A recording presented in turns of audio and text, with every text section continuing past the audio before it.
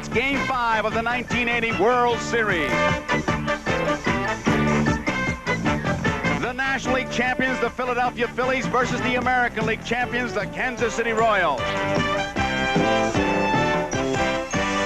Brought to you by Gillette, makers of Right Guard. Yes, men count on Right Guard because men perspire more.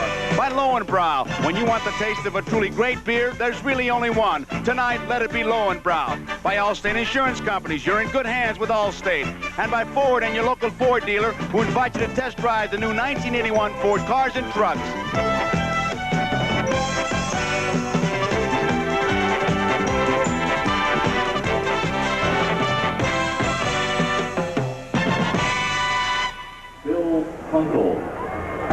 Royal Stadium in Kansas City, the setting for Game 5. A beautiful shot, but also a telling shot. As you can see, the shadows have just about gotten to the mound. They'll be a factor. These ball players were talking about it, but in Kansas City, all they're talking about is, hey, our Kansas City Royals, we're all tied 2 games apiece. Hi, everybody. I'm Joe Garagiola, and we have a beautiful day here in Kansas City, 66 degrees. The shadows will be a factor, but those ball players, well, in World Series, everything is magnified. But here in Kansas City, they were talking about the aggressiveness of the Royals, and Hal McRae showed that aggressiveness, and Tom Seaver talked to him. Let's hear what they have to say about it. Hal, yesterday, 2 singles, and with your aggressive play, you turned them into 2 doubles. And it's a kind of play that we've been sitting around waiting to see from the Kansas City Royal team, a kind of play that's been your trademark all year long. Well, I think from now on you're going to see a lot of that. We got a lot of guys that can run, and I think you'll see a lot of guys trying to take the extra base today if they get an opportunity. Were you trying to spark your team by being aggressive like that? No, I watched Maddox yesterday, and he was getting to the ball slow. He was throwing the ball to the cutoff man. They had a double cutoff. I knew if he threw the ball the same way, they were going to have to make 2 throws, or the ball wasn't going to get to second base with anything on it. So I took a chance that he was going to do the same thing. It seems to me now here in Game 5, in your own ballpark, that Game 5 is pivotal for the Kansas City Royals. If you do lose here, you have to go back to the Phillies home park and win 2 in a row to be the world champions. Well, we feel this is an important ball game, but we also feel even if we lose, we're still going to win it because we got the best ball club. Al, good luck today. Thank you. Thank you. Well, back to Joe. Thank you. Okay, Tom, different people watch a ball game just different ways. He saw Maddox, he picked it up, and he took the extra base. Well, on the other side of the field, Dallas Green, he's had a little bit of a problem or a little bit of controversy. Greg Luzinski, will he play, will he not play? He's in the lineup today. And then the DH has been a factor. How is Dallas Green managed? Well, Tony Kubek asked him those questions. Dallas, you are DHing Greg Luzinski today. Why not some of the other games? Well, the second game of the series, he was sick with 104 temperature. He came to Kansas City, still had a slight temperature. I felt that it was better with a tougher guy, a guy that was physically sound, and Keith Moreland has done a good job for us this year. That's simple. All right, Dallas, now, I think your club is against the designated hitter rule. It is being used in this World Series, as everyone knows. Do you think it's unfair to ask you to manage with a DH when you haven't done it all year long? Tony, I'm dead set against it. I hate it. I don't think it's right for baseball, but I'm just a little guy. I can't say a heck of a lot about it. I tell you what it does for me, man, is it just makes you fall asleep. You put the guys out there to play, and they're the guys that you've picked that are supposed to be best that day, and you fall asleep with it if you're not careful. All right, Dallas, thanks a lot. Back upstairs, Joe Garagiola. Okay, you can't be any more honest than that. You just fall asleep when they're out there. Well, he won't be falling asleep today. You might have also picked up that he said Luzinski was the DH. That was the case when Tony talked to him, but since then, Lonnie Smith, a jammed little finger in his right hand from yesterday's batting practice. He was supposed to be in the lineup. He's not. Luzinski will be in left field, and Moreland will be the DH. So, right now, we're getting set. Let's get the ceremonial first pitch. Ladies and gentlemen, today's first ball ceremony will be a salute to the nearly 500,000 high school baseball players throughout the United States and Canada. The ball will be thrown from the commissioner's box at the home plate end of the Royals dugout by Bryce Durbin, the executive director of the National Federation of State High School Athletic Associations, which is located here in Kansas City. Mr. Durbin, for all high school baseball players, that first ball, please.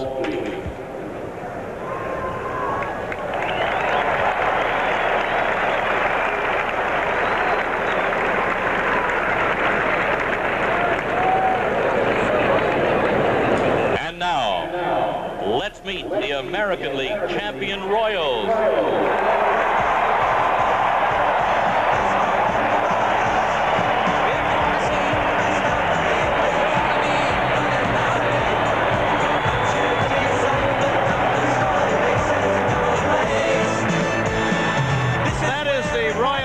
Song that you hear. Everybody's got a fight song, including the Royals.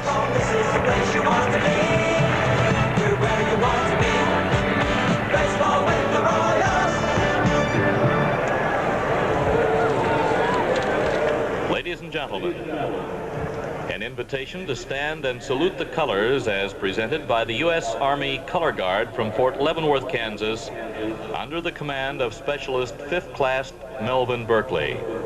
Now let's all honor America as we enjoy our national anthem with the Letterman.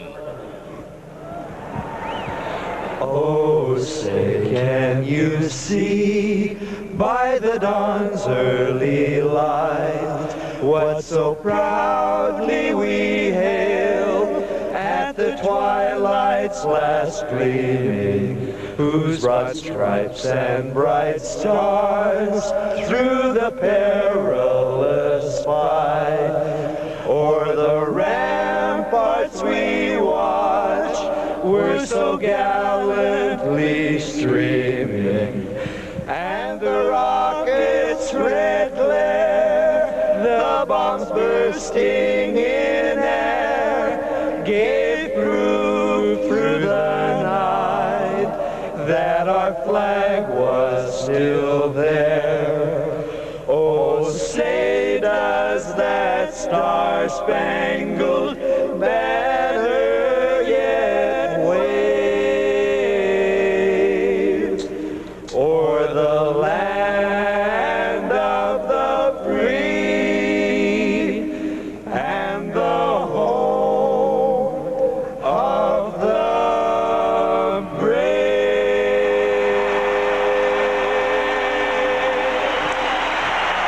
The national anthem sung by the Lettermen, who are great Phillies fans. We're getting ready for baseball at jam-packed ballpark. A beautiful day. We'll be right back after these messages. And here is the lineup for the Philadelphia Phillies. Leading off at first base, Pete Rose. Batting second, right fielder Bake McBride. Batting third baseman Mike Schmidt. In the cleanup spot, the left fielder Greg Luzinski. The DH is Keith Moreland. Gary Maddox will be in center field. Manny Trio is the second baseman. Batting eighth, the shortstop Larry Boa. And batting ninth, the catcher Bob Boone. And Tom Seaver, it'll be Larry Gura's job, and it looks like he may get some help. I know you'll want to talk about those shadows. There is Larry. Well, the Phillies will be getting their second look at Larry Gura here in game number 5 today, Joe. First pitch, and it will be an easy out.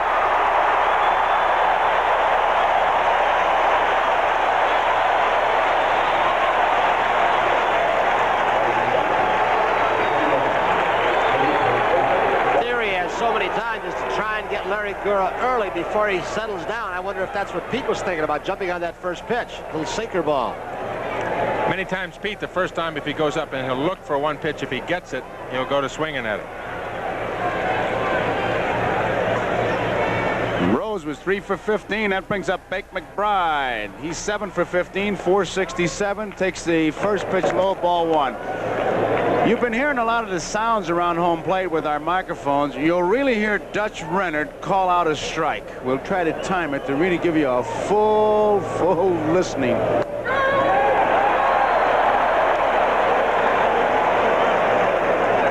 He's going to cut my work down in half. I'm going to listen to him.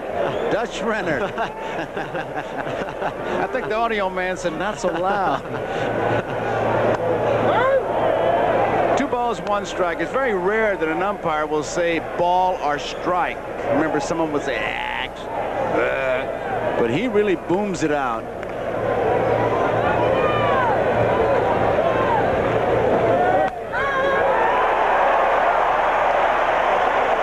Two balls and 2 strikes. There's the NBC microphone. It's hung right over the screen, way behind home plate. So you got to have some set of pipes to reach it that far, and he's having no problems, old Dutch. 2-2 pitch. Joe, you might recall the second last weekend of our Game of the Week season. Renner was behind the plate in Philadelphia, and Bob Boone paid him the highest compliment I've ever heard paid a home plate umpire. Boone, he said the next day, I've never had an umpire behind home plate where I had to question one pitch. And with him, I had to question not one single pitch. He never missed one. Count remains full. 3 balls and 2 strikes.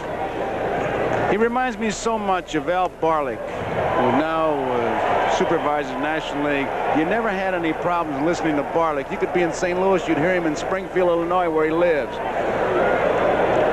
3 balls, 2 strikes, 1 out. We're just getting started. Nobody on. Fouled out of play. Tom, how about these shadows?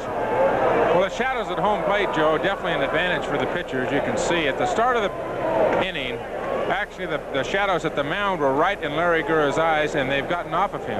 The sun is set behind us enough so he is in the shadows, but the shadows at home plate definitely be an advantage for the hitter. They seem to be right across the area, right across home plate right now. Mick McBride, 3-2. He's fouled off a couple of pitches. Center field, Amos Otis has plenty of room. 2 outs.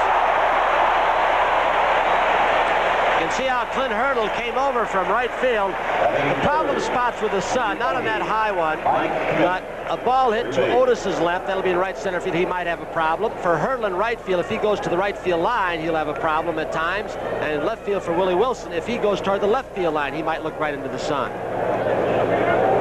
So there are 2 outs. Nobody on. Mike Schmidt, the batter.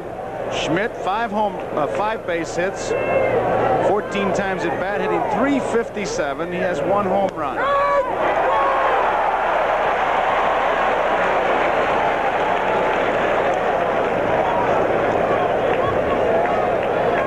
Joe Garagiola with Tony Kubek and Tom Seaver. Top half of the first. 2 outs, nobody on. Mike Schmidt takes it inside. It's 1 ball and 1 strike.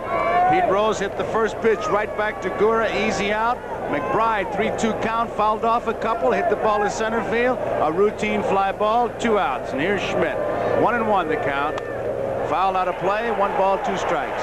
Joe and Tom, we've talked as we look at your line score about the Royals being a better hitting ball club against right-handed pitching. The Phillies are a better hitting ball club, I think, against left-handed pitching. If Gurra has an advantage today, it's a gusting wind that is blowing from the left field corner to right. So Boone's ball got stopped by that wind on the Wilson catch yesterday. It might stop some balls to left field today.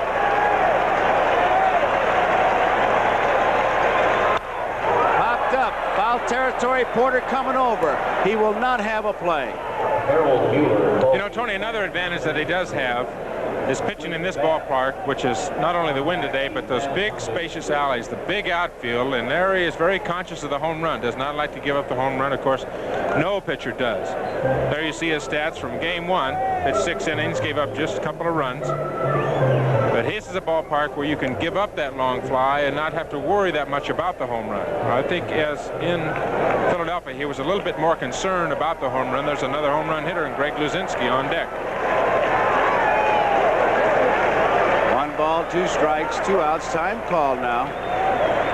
Porter says, I'm going to start a new sequence of signs. Apparently not sure in his own mind.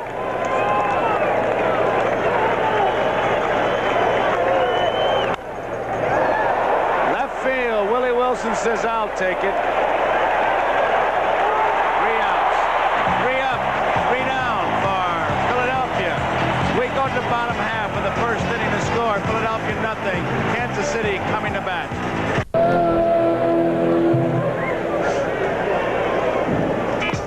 Back here at Royal Stadium, here's the lineup for the Kansas City Royals. In left field, Willie Wilson. Batting second, the second baseman, Frank White. Batting third baseman, George Brett. In the cleanup spot, what a World Series he's having, first baseman, Willie Aikens. The DH is Hal McRae. Amos Otis bats 6th in center field. Clint Hurdle in right field. Batting 8th, the catcher, Darrell Porter, and batting 9th, the shortstop, UL Washington.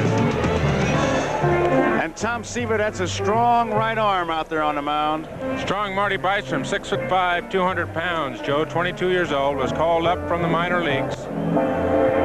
Oklahoma City, the American Association, on September 1st. It was 5-0 for the Phillies down the stretch drive with a very impressive 1.5 ERA. Just 36 innings pitched, but still only 26 hits. A lot of confidence, very aggressive on the mound, very typical of the young pitchers on this Philly staff. He's got a very good fastball, both a riding and sinking fastball, and a good curveball, which he has good control of, and he'll throw that curveball if he does get behind. Started 5 games for the Phillies and completed just 1. Now look at the ballpark. Down the lines, 330 in left center field, 385, 410 in, well, just a little bit off dead center. There you see it. And 385 in right center field, 330 down the right field line. Bystrom has given up only 1 home run in the 36 innings that he has pitched, facing Willie Wilson, who is 2 for 17 in the series. He has struck out 8 times. They've been keeping the ball, the breaking ball at least, right in on his hands.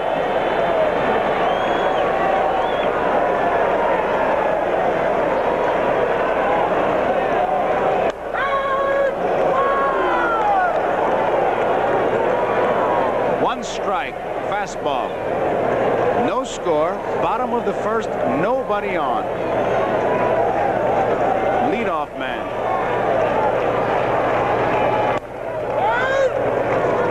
1-1.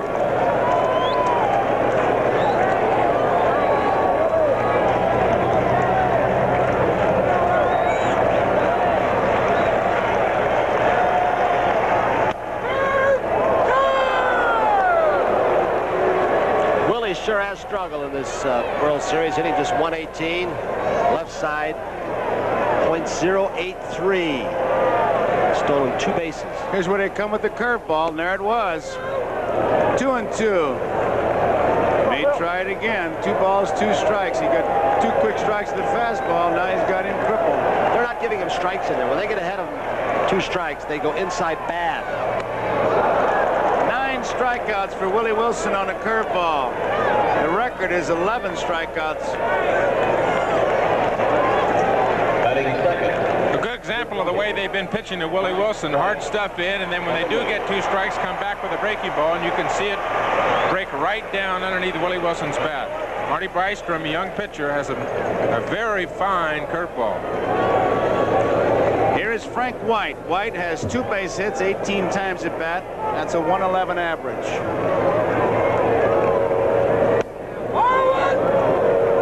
Ball 1. Bystrom, of course, started the last game in the playoff series against the Astros. Kind of tough to have a young pitcher like that, but he was just as cool as a 10-year veteran. Out of play, 1-1. I talked to Herm Starrett before the game, talking about it, how he does keep his cool, how he does have good poise for a youngster. And they told him he was pitching before that game. He says, "Give me the ball. I've been waiting for you to give it to me for the last 7 days." He wanted to pitch that game.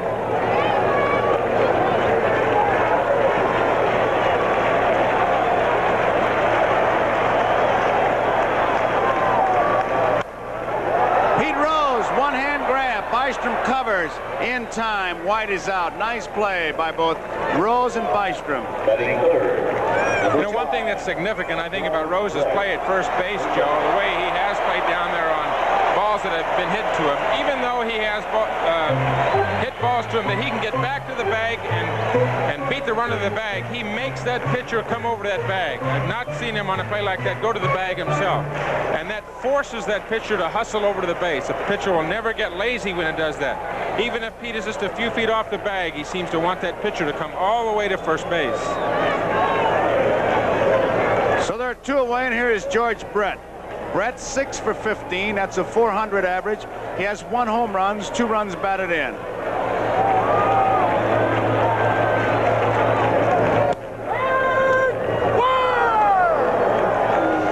I feel like I'm repeating. He makes those American League hitters who haven't heard him before, well, they jump a little bit, a little startling. He likes to put it on, Dutch Renner does. Any ball hit to right field in the air is going to get a lift from that wind blowing out to right field. 1 ball, 1 strike. As a catcher, you love to hear that. As a batter, you don't mind it until it's the 3rd strike. Then you'd like to take that bat and stifle him, the umpire. But it's not his fault. There's another base hit, so what's new? And that'll bring up Willie Aikens, and he should get a tremendous hand when he comes up.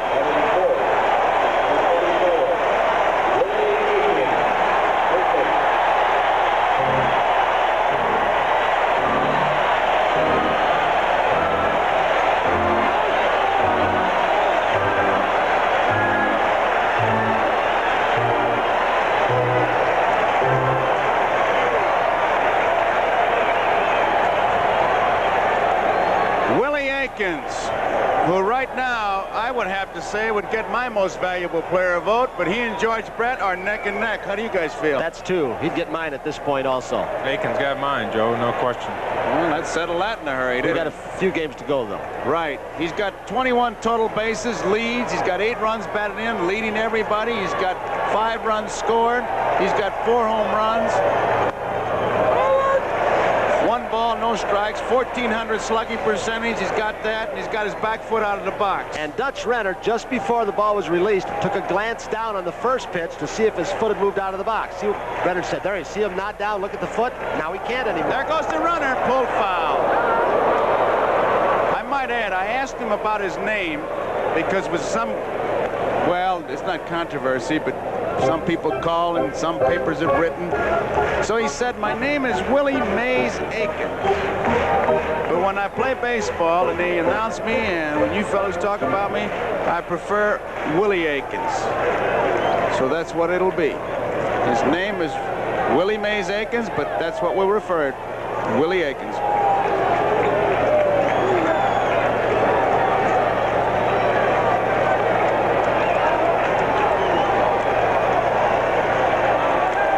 Ball, 1 strike, 2 outs. George Brett is on at first base. Outside. 2 balls and 1 strike. I think kind of a touching story as we look at this crowd here in Royal Stadium. Willie Mays Aikens had a speech impediment. Still does. A stutter. You may have heard him earlier today, but he was very shy, but he's overcome it. And this has really helped him, they said. It's really helped him to come out. He's had to do a lot of interviews, and he's really come out of the shell. I think it's great. That's why I think Mel Tillis, the country western star, he brings it out and he's working on it. There goes Brett. They're going to have a tough time getting him. They won't get him.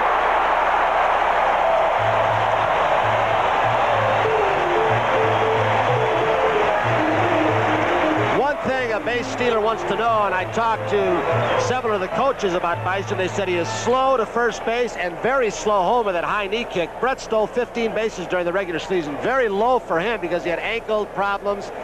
But boy, look at the slow delivery to home plate. No chance for Booney. I counted the steps quickly on our replay. He had taken 3 steps as we look at this angle before Bystrom threw the ball.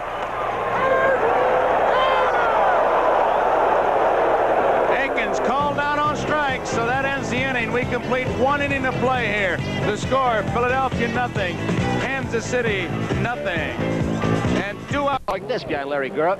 Willie Wilson, Amos Sodas, Clint Hurdle from left to right. George Brett, UL Washington, Frank White, Aikens in the infield. Darrell Porter behind the plate, and Larry Gura. Here is Greg Luzinski. Luzinski playing left field. He was scheduled to be the DH, but Lonnie Smith had jammed a little finger from batting practice. Swollen, couldn't play. Luzinski hits the first pitch foul as strike 1. So he's in left field. Moreland is the DH.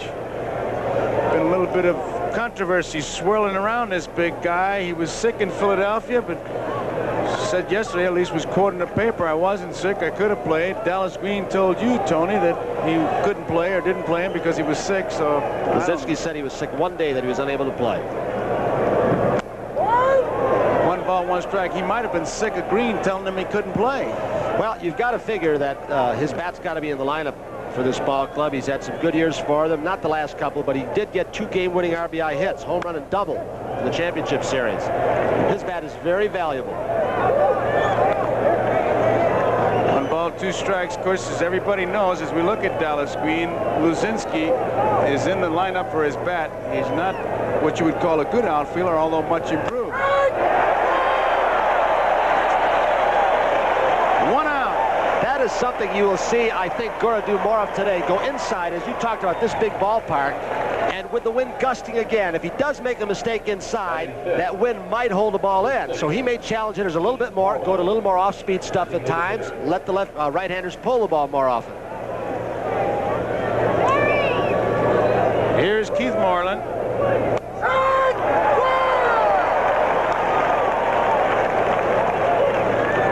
Renard has this crowd stirred up. They're reacting to every strike call. They can hear him all over the ballpark. 2 strikes, he turned over a screwball. Gura, remember in that second game, pitched 4 perfect innings. He retired the first 13 men that he faced. Didn't mean to swing, little looper. Hurdle is there. There are 2 outs. I'll not belabor the point, but Hurdle is having trouble with the sun. Gura's in the shadows. There's a strip of sunlight running across in front of the plate. Home plate is in shadows. So the hitters, the umpires, the players are having problems, and our video man must be going bonkers trying to balance the colors. You can see how bright it is out there, and now we go in the darkness. So, guys, we appreciate your effort. And people need not adjust your set. It's just Mother Nature. Strike 1. Joe, you can see it on the first 2 hitters in this inning. Luzinski just froze in the fastball inside. It looked like it was down. That's his pitch. And Moreland had a very weak swing. He waved at the ball that hit the right field. So the shadows are a factor for the hitters. 2 strikes. Tony, not only the shadows are a factor, but I think Larry Gura pitching, there's a good shot of the shadows and what we're talking about here at Royal Stadium. Gura pitching and mixing his pitches up more, and your point about him coming inside, he must come inside with his fastball from the end of the plate into these right-handed hitters. When he does that, he's going to make all his other pitches effective, just like the screwball that he threw or the changeup that he threw to Moreland, and then Moreland comes right back and swings at a bad pitch out of the strike zone. This little left-hander knows how to pitch. He has the 4 basic pitches, and when he's pitching well, he knows how to use them. Screwball outside, 2 balls and 2 strikes. He pitched 283 innings, and he only hit 5 people, and you know he's going inside a lot, so that's pretty good control.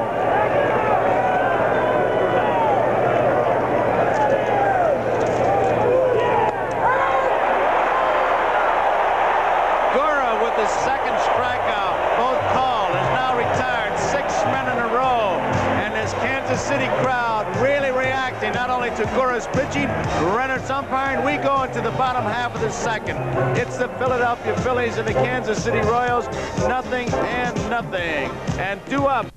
Defensively, Luzinski in left. Maddox in center, McBride in right for the Phillies. Schmidt, Boa, Trio, and Rose around the infield, and Bob Boone behind the plate, and Marty Bystrom. Al McRae. Ball 1. McRae hitting at .533. 8 base hits, 15 runs batted in. They're playing him in right center field. Ball 2. Kid on the mound. Without him, Dallas Green says the Phillies would not be in the World Series because he was 5-0 in September. Would have made the club in the spring, but he pulled a muscle. Off the leg. Trio's there. They're going to get him. It goes 1-4-3. McRae has 1 RBI, not 15. He just got a base hit taken away from him. Batting 6, 26, Amos Otis. Bystrom still refuses to rub it. Tommy? Just like any young pitcher, you get behind a good hitter, and those good hitters are going to hit the ball hard. Al McRae, of course, a 2-0 pitch and another line drive for him. Did that hit Ended up and out, did it though. hit the heel of his glove or hit his foot? Or the rubber? Looked to me like it might have hit him in the knee, inside of the knee or the heel of the glove. Here's Amos Otis. Otis, 9 base hits, 17 times at bat, a .529 average with 2 home runs and 6 runs batted in.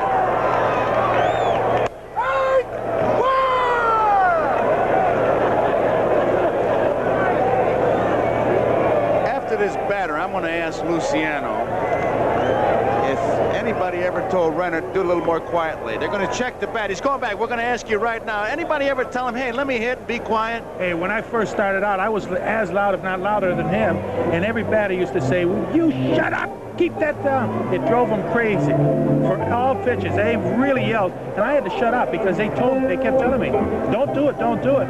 And I'll tell you, you antagonize the ball players, and they get very, very provoked. Hey, why does he do it then? He spent so many years in the minor leagues, and down there you've got to dominate. I mean, you've got to let those young kids know that you are boss, and everybody in the minor league does it. He spent 12 years in the minor leagues, so finally when he got up here, he can't change. He's entitled to it, 12 years in the minor leagues, but what do you mean in the minor leagues they dominate? You guys think you're dictators in the big leagues. One strike pitch to Otis.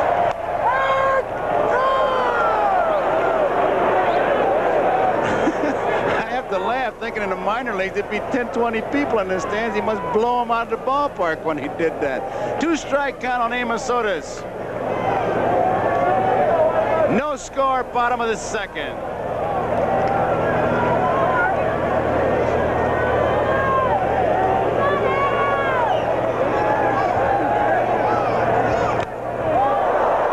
Missed it. Bat all the way out to the shortstop, Larry Boa. And that's the third strikeout for Bystrom. He swung at that like he had no idea where that ball was. It was a pretty sharp breaking. It was hard and a real tough breaking pitch, even though it was up.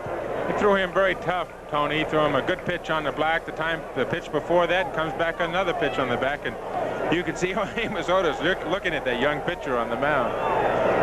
Brings up Clint Hurdle, who was 4 for 9, a 444 average.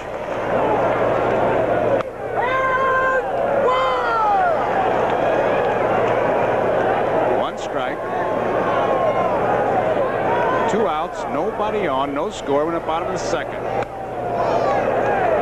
2 strikes. One thing we haven't seen during this series that I expected to see more of, Joe, are off-speed pitches, more off-speed pitches, change-ups, straight change-ups, and slow curveballs. Clint Hurdle got a curveball here. Willie Aikens got a straight change on the first pitch of the last inning. There's another off-speed pitch. Wouldn't you be doing him a favor as we see this shot here by throwing off-speed pitches with it being so hard to see? When you look at Willie Mays Aikens or you look at Clint Hurdle, you're talking about 2 guys that are dead fastball hitters, and these are guys that you have to change speeds on. You've got to throw the straight change. You have to throw the slow breaking ball. Not only is that a good pitch against them, it's going to help your fastball when you do throw it, especially if you have as good a fastball as Bystrom has. Outside, 2-2. Problem with a guy like Bystrom that he could have against the left-handed hitting is the one that this staff has had against Kansas City the first 2 games. If they make a mistake with the breaking pitch, the left-handers can pull it more easily. If they get it in the air, it's going to go on right out of here on that win. 3 balls, 2 strikes, 2 outs. Bottom of the second, no score. Clint Hurdle.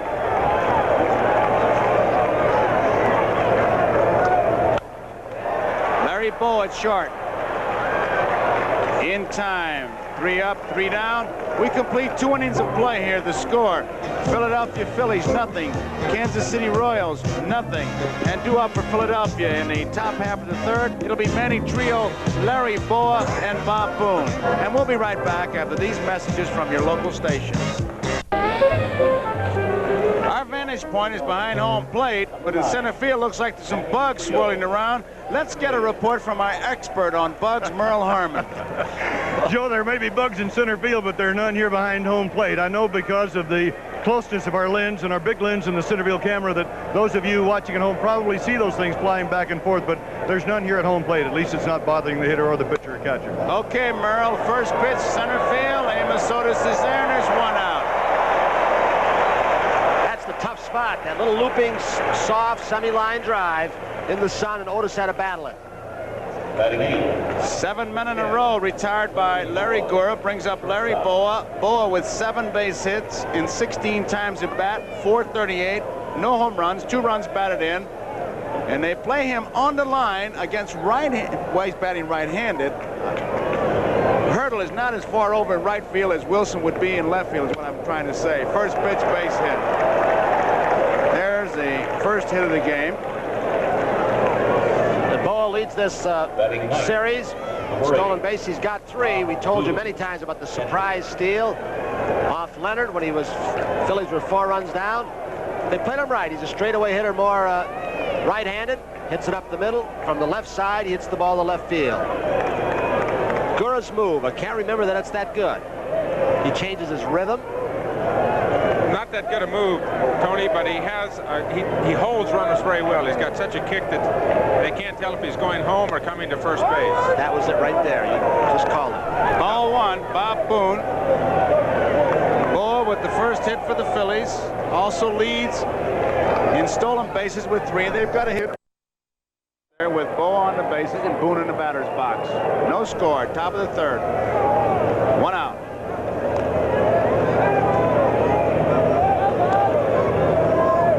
Boone could not believe that Willie Wilson caught that ball deep left center field last night, nor could anybody on the bench. 2 balls and no strikes, and could have gone farther.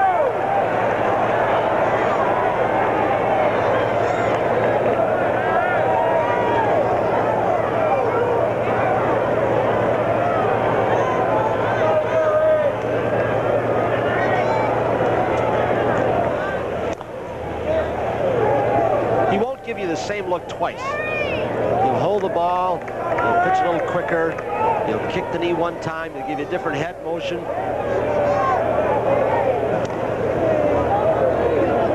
Ruben Amaro, the first base coach, is reading him, and he will relay information, sometimes call time and talk to his base stealer or base runner. Does it a lot with Lonnie Smith. There he goes. Swung on. Right field. Hurdle coming hard. Out goes White. Makes the catch. They got a chance for a double play. It'll be an easy one.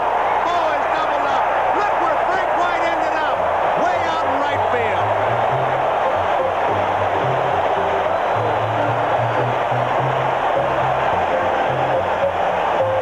Boa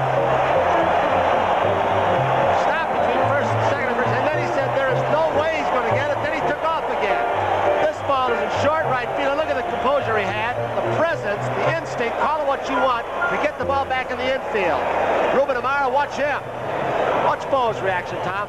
You talked about Frank White's range through the entire series here, Tony, and you can see Larry Boa doesn't believe it either. He knows he's dead by then. Ruben Amaro at that point was waving him way back, get back to first base, but Larry Boa knew he was a dead duck. So, bottom of the 3rd, no score here. Nothing, and due up for Kansas City, Darrell Porter, UL Washington, and Willie Wilson. I learned to drive in an old Model T that belonged to my dad. We counted on Pennzoil to take care of the engine. Today, Pennzoil does even more, because now it saves gasoline. Pennzoil has added gas savings to its regular multi-weight oils, and they've done it at their regular price. So you don't have to spend extra money to get extra miles. Gas-saving Pennzoil. Quality in every extra mile. Introducing an American car designed for a changing world and with a commitment to quality. Introducing the beautifully new Ford Granada. Built with a new design, smaller in size, yet more spacious than ever before.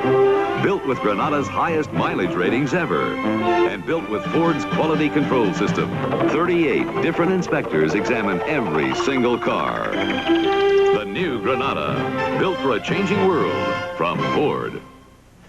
Allstate challenges you. Find your homeowner's insurance policy, then bring it in and compare. I personally accept Allstate's challenge. Because all homeowners insurance is not alike. Allstate could show you ways to get more for your money. Allstate's thrown us a challenge. Keep looking. Allstate homeowners insurance could give you more value for the money. So find your policy and bring it in. I found it. You found it? You're in good hands with Allstate. That's a promise. Darrell Porter leads it off. He is 0 for 10. Ball 1. Both ball clubs with 1 base hit. Brett, the hit for Kansas City. Boa, the hit for Philadelphia. No score. Bottom of the 3rd. What a play by Frank White. There's his first base hit.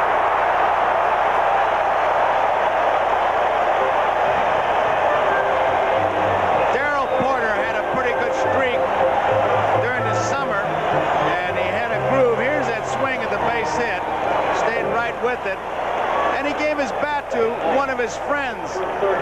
And friend lives a couple 100 miles from here, but when she saw her friend, Darrell Porter, 0 for 10, brought the bat back today and said, here's the good bat. Use this one. And there's the results. His first base hit of the World Series. Porter is on. UL Washington, the batter. Bunted beautifully. Mike Schmidt to first base. Nobody there.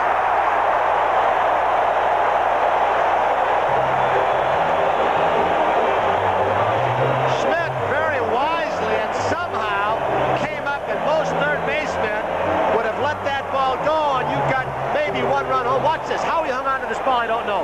Rose started coming in for the bunt, which might have been a mistake, or you could blame Trio, because he was bunting for a base hit. Trio did not have time to react and come over and make the play at first base. It was uncovered, but how he hung on to the ball, I don't know, Joe. And they gave him a base hit on it. UL Washington gets a base hit, and Mike Schmidt wants to talk to the pitcher, and here's another look at that play. Watch this. Rose diagnoses, he comes in. Trio starts springing, but he can't get over in time. So nobody's there, and now there are runners on first and second. Look at Boone, how alertly he went down. You can see him in the back of your picture going down to cover third base. Nobody out. Willie Wilson, he'll be up there bunting. Hitting away. How do you like that? Ball one. Well, he's not going to hit into a double play. That you know from the left side. The only thing is, he could strike out for you. He's looking down at Gordy McKenzie. There could be a switch. He has 9 strikeouts in 5 games. Center field. Maddox going back. Tagging up at second is Porter. We're going to have a race. He'll hold. 1 out. Another reason why he didn't bunt was the man you just mentioned. With Porter on second base, does not run well. You've got a situation where he's thrown out in third. So that might not be a bad idea, because then you got Wilson and UL Washington on the base instead of Porter. You can erase him. He does get thrown out. Brings up Frank White, who made that fantastic play to get the double play. The real tribute, as you saw our coverage of Boa, who started, saw the ball in the air, stopped, and then said there's no way he's going to get it. Thought it was going to drop, started for second, and then White made the play. Ended up an easy double play. 4-3-1 if you're scoring is the official ruling. It's high, ball 1. Frank White bounced out his first time up. He had a career high in RBIs with 60 this season. Porter at second, UL Washington is at first.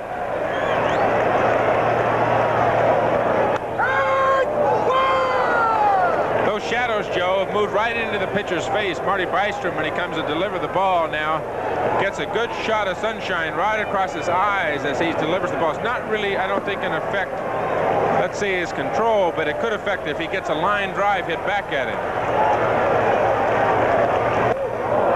1 ball and 2 strikes with 1 out. Bottom of the third, no score. There's a good shot of what that sunlight is doing. You can see how low he's wearing that cap.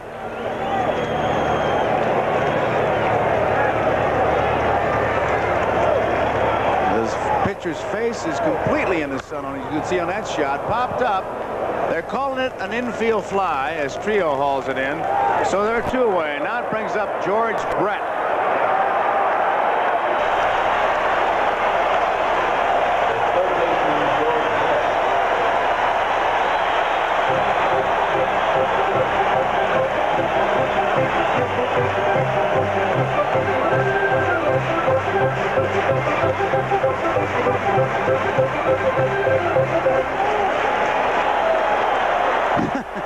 Crossed fingers by the Royals fans. I hope you heard the interview Brett had with Tony about the knockdown pitches. Fouled out a play. He said, I don't know. If you didn't hear it, let me repeat it for you. Something like, I don't know if he threw at me intentionally. I don't care. You're not supposed to be intimidated, and I'm not going to be intimidated by it. During the season, this man hit .437 against right-handed pitching. His power stats are a lot better. The All-Star game on, he hit .420 against everybody. Is that hot? Tied for second in the league and runs batted in with 118. He and Ogilvy. Cecil Cooper led with 121. Up there now with Porter at second. UL Washington first, 2 outs. It's inside. It's 1 ball and 1 strike. Brett, incidentally, uses a very famous bat model. Pee Wee Reese told us, a T85. Marv Throneberry's. Marvelous Marv's model. Well, Marv was like me. He didn't use it too much. He didn't get it damaged. A lot of hits in that bat.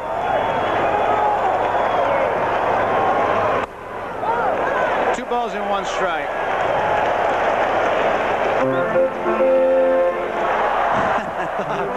A George Brett fan. He can't wait to see what happens as we go to the handsome young George Brett. He's got it all going for him. Personality, good looking, and can hit. Bouncing ball. They're going to get out of it. Trio, big hop to Rose. So Bystrom pitches out of it. At the end of 3 complete innings, the score here in Kansas City. Philadelphia Phillies, nothing. Kansas City Royals, nothing. And 2 up. In the 4th inning, it'll be Pete Rose, Big McBride, and Mike Schmidt.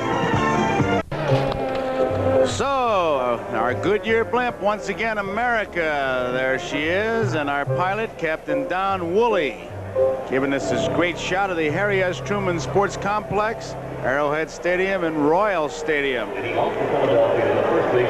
Pete Rose will lead it off. He hit the first pitch right back to Gura. It was an easy out. Pete is 3 for 16 in this series. Strike 1. And Brett Nakin's at the corners for Kansas City looking for a bunt. Pete forces him in by faking. As you said, yes, he doesn't bunt a whole lot, though. Low and inside, 1-1. There's a shot of the corners. I tell you, Tony, in 14 years, I don't think I've ever seen Pete Rose bunt when he was hitting right-handed. It's outside. So what could happen there is Petey Rose Jr. Quite a show you did with him yesterday afternoon. That was a bunch of fun. You can tell the folks when we have time. He's something, I'll tell you that kid. 2-1 pitch. Outside, 3-1. Did his show with Harry Blackstone. Magician. And Petey Rose, there he is. Right back up to middle. Off the glove. White has it. It is in time.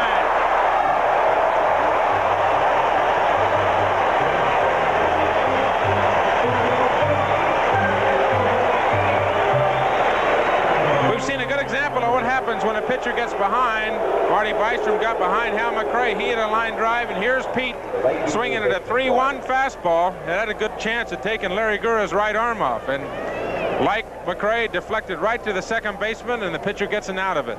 That's an excellent play for anyone. Frank White, as soon as the ball has hit, your reaction is, even before it's hit, you're moving to the right on that ball, up the middle. And then you've got to reverse ground and reshuffle your feet and make a good play as he did. Here's Big McBride, punts it. Gura's going to get it. Flips to Akins, 2 outs. Safe, safe. He missed the bag. He did a tap dance and missed the bag twice. And the first base umpire, Nick Bremigan, now Gura is checking. He's saying he got the corner. But you could see Akins really doing a Fred Astaire down there and never could find the bag. Gura makes a good fielding play. He saw it coming, and this is a tough play for a left-hander, but watch the foot. He's looking down at his toe. Up. He knew he missed it the first time. What they're arguing is that he touched it before. Tie. We're going to ask Ron Luciano when we have a chance about those ties at first base. There's an old expression we use in our neighborhood, maybe in yours too, Joe, as we look at the play again. A tie goes to the runner. I don't know if that's true or not. No such thing as a tie, Tony. The rule book says if the ball beats you, you're out, and if you beat the ball, you're safe. No such thing as a tie. Outside ball. And hey, Ronnie, I just want to ask you, we always hear about you guys in your replays. You saw it on a replay. What'd you think? I thought it was a tie. Well, there's no such thing as a tie. No, I gotta say Nick Bremigan was right, because he was behind it and the front foot gets it, the foot closest to you. That's what they teach you in school. The foot closest to you, you give it to him. Strike 1, 1 ball, 1 strike, meaning the foot closest to the umpire. That's right. And in that case, it wasn't Willie's. So Nick went against the rule book. Nice going, Nick. I thought I'd bring that up. The closest foot to him was Aikens, and he gave it to McBride. But then again, Luciano's favorite color is plaid. 1 ball, 1 strike, 1 out, no score. They've had a lot of bang-bang plays at first base. There was an error on Aikens, give the assist to the pitcher. Error on Aikens, the official ruling. Nice play by Darrell Porter. I want to look at the ball now. 2 balls, 1 strike, 1 out.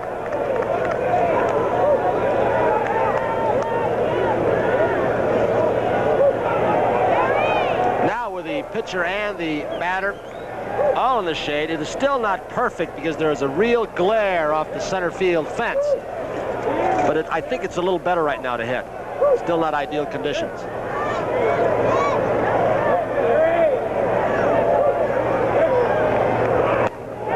didn't get it. 2 balls and 2 strikes. You know, we keep talking about this sun, and we've been showing these Fall Classic flashbacks, and we're going to show you more as we go along. That sun coming across, I think, of Billy Lowe's. Remember, he lost a ground ball in the sun, he said. At a World Series, you just flash back, and I look forward to them, and I know you will, our flashbacks. We'll have more for you. We got a list of them.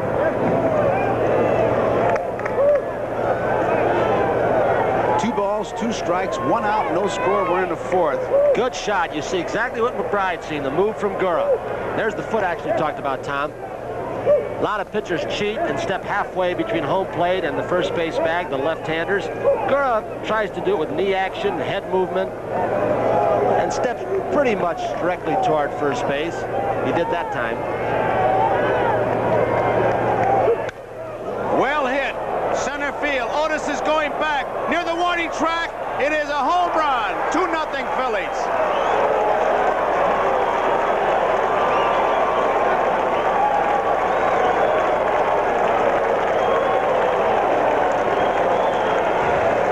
Some Philly fans here, but right now, a little quiet here at Royal Stadium as Mike Schmidt hits his 2nd home run of this series, and the Phillies lead 2-0. It's how Mike Schmidt talked about moving off the plate so he can extend those arms more, and the first pitch to him was inside.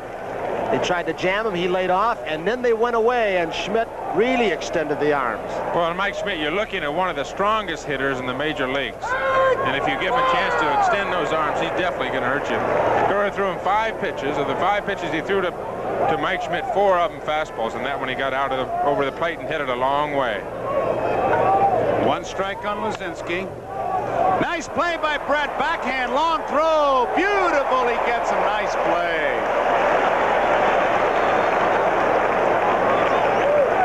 Well, we have seen some inconsistent play from both clubs, but we have seen plays like this also. The Frank Whites, the Willie Wilsons, Brett. We've seen Rose make some beauties. Maddox, a great catch against the wall in one of the first 2 games. Brett made it look easy. Boy, you get that nice hop. Look at him. Look at the movement. The first step, important, the crossover. He looked the ball right into his glove. Knew he had time because it was hit hard and Luzinski was running. Pretty to watch. Moreland didn't mean to swing down the right field line. Coming over fast, hurdle, and no one can get it. Strike 1. 2-0. The Phillies lead a 2-run homer by Mike Schmidt. So the error for Kansas City costly. We're off tomorrow, and then it's back to Philadelphia Tuesday night. We'll be on 8 o'clock Eastern time. Rich Gale for Kansas City. Carlton for the Philadelphia Phillies. Mike Schmidt with a 2-run home run. That's Gus Heffling, the man in the up right-hand corner. The ball grows to Schmidt's left. This is Moreland, the DH. Turned over a pitch, took something off. Many times, Gura, when he takes something off that little sinker he throws, it will look almost like a screwball and move away from the right-handed hitter. Moreland in this case. 2 strikes with 2 outs. 2 strikes. 2 strikes, 2 outs, 2 runs in. Larry Gura against Keith Moreland. First 2 ball games in Philadelphia, the Phillies were really opportunists. They took advantage of all the mistakes of Kansas City and made their own breaks. They didn't in Game 3 when they left 15 men on, but the errors you mentioned, they took advantage of today. George Brett makes the play. That ends the inning, but the Phillies pick up a lead 2-0 as we look at Frank White, who's made some great defensive plays. We've had some by Trio, which reminds me of your friend Bobby Richardson, who was in the ballpark today. Remember 1962 when McCovey hit the line drive? Listen to Mel Allen.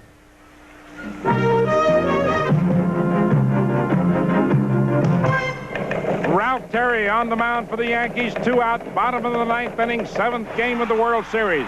Willie McCovey at bat, runners on 2nd and 3rd. A line drive hit right at Bobby Richardson as he grabbed it. The World Series is over in one of the most heart-thumping finishes in World Series history.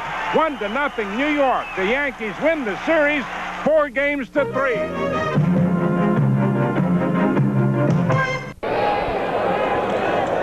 There it is. The Harry S. Truman Sports Complex here in Mid-America. What a beautiful sight. And these Kansas City fans love their Royals. And here is Willie Aikens. Slow curveball, a beauty. I think the Phillies have finally found out that Willie Aikens can hit the hard stuff, and 4 home runs have all been on fastballs and good hard sliders. And both times Day's been up, he's seen 2 off-speed pitches. There's another one. First time up, he got a good straight change. The first time up this time, he gets a slow curveball. I think he made believers out of them, but not till he got 4 home runs.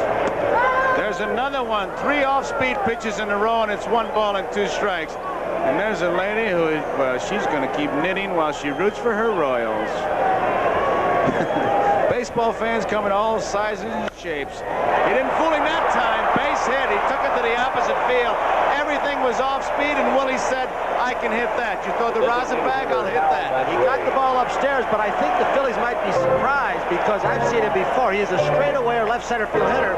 When you go off speed, he can pull the ball. Many guys who, as we look at him again, who hit the fastball or hard stuff almost straight away, they can wait a little bit longer for the breaking stuff. And he is a good hitter. He knows how to adjust, and if they keep doing that, he will adjust to that also. So Aikens is on, nobody out. Here's McRae, hit the ball hard his first time up, pulls it foul for strike 1, hit it off the pitcher, went to the second baseman. Trio made a good play. Aikens is now 8 for 17. Willie Aikens. We told you before that he came off severe knee surgery. They reconstructed his whole knee at the end of last year, and he had a very slow start, but when he started hitting, he tore this league apart with 98 runs batted in. 1 ball, 1 strike. No outs. Philadelphia 2, Royals nothing. We're in the 4th. An error on McBride and a home run by Schmidt, and the Phillies had 2 runs. High fly ball right field. Should be no problem.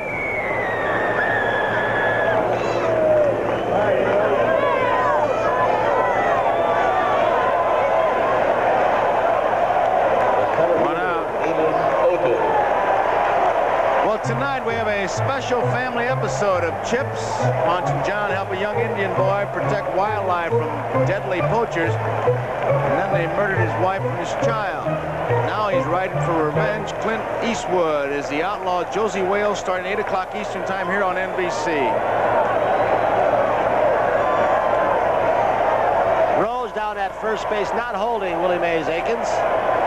He's behind him, protecting the home. 1 strike.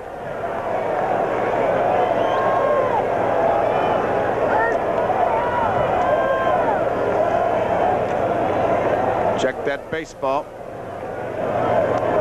Joe, there was another little bit of controversy about the pitcher on the mound just before the championship series and playoffs. He would not have been eligible for the championship series or the playoffs. They deactivated Lurch and Espinosa, and they were upset because they were with the club all year, and they had appealed to the league president, commissioner, and he made Bystrom eligible. 2 strikes to count. The on-deck batter is Clint Hurdle. There he is. 1 man out. Otis was out on strikes his first time up.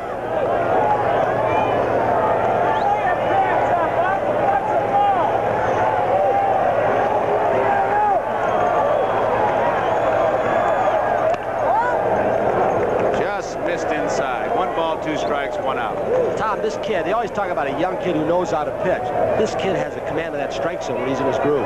Very good command and control of his pitches. And he also is working with a very good catcher back there, a guy that knows how to call a game and will work both sides of the plate, too. Bob Boone is very experienced and very knowledgeable on how to work his pitching staff.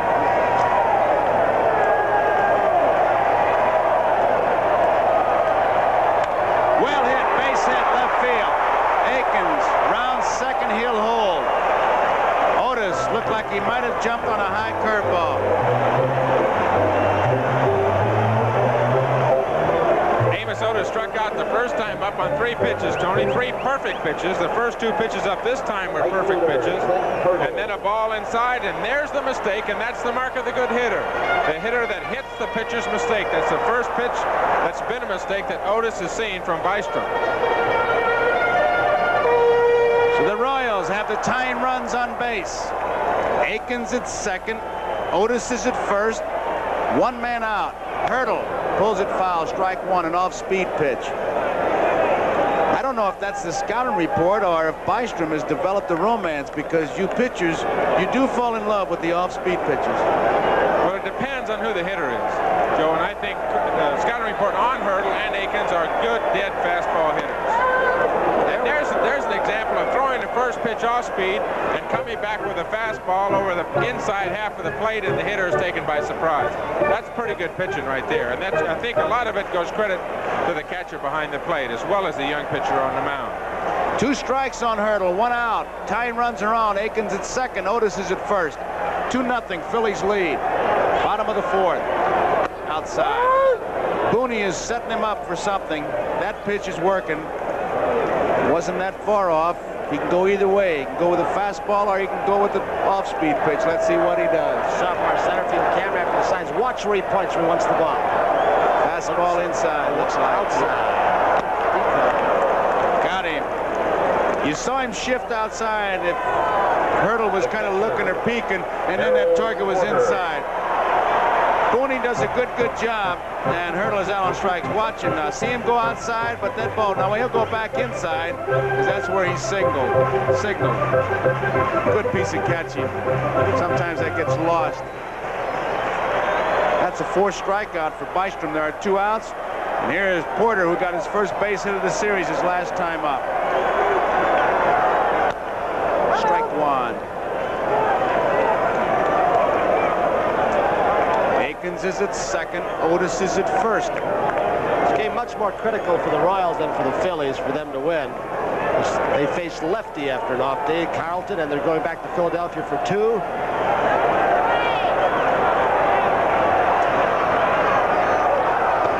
Curveball misses. 1 ball and 1 strike. In fact, it goes right back to before this first game in Philadelphia. When you go into the away town in a short series, you want to come out of there with at least a split. And Kansas City had a chance for a split. They had a 4-0 lead in 1 ball game with Leonard. They lost it. Green, Bobby Wine down in the left-hand corner, and Herm Starrett, the pitching coach.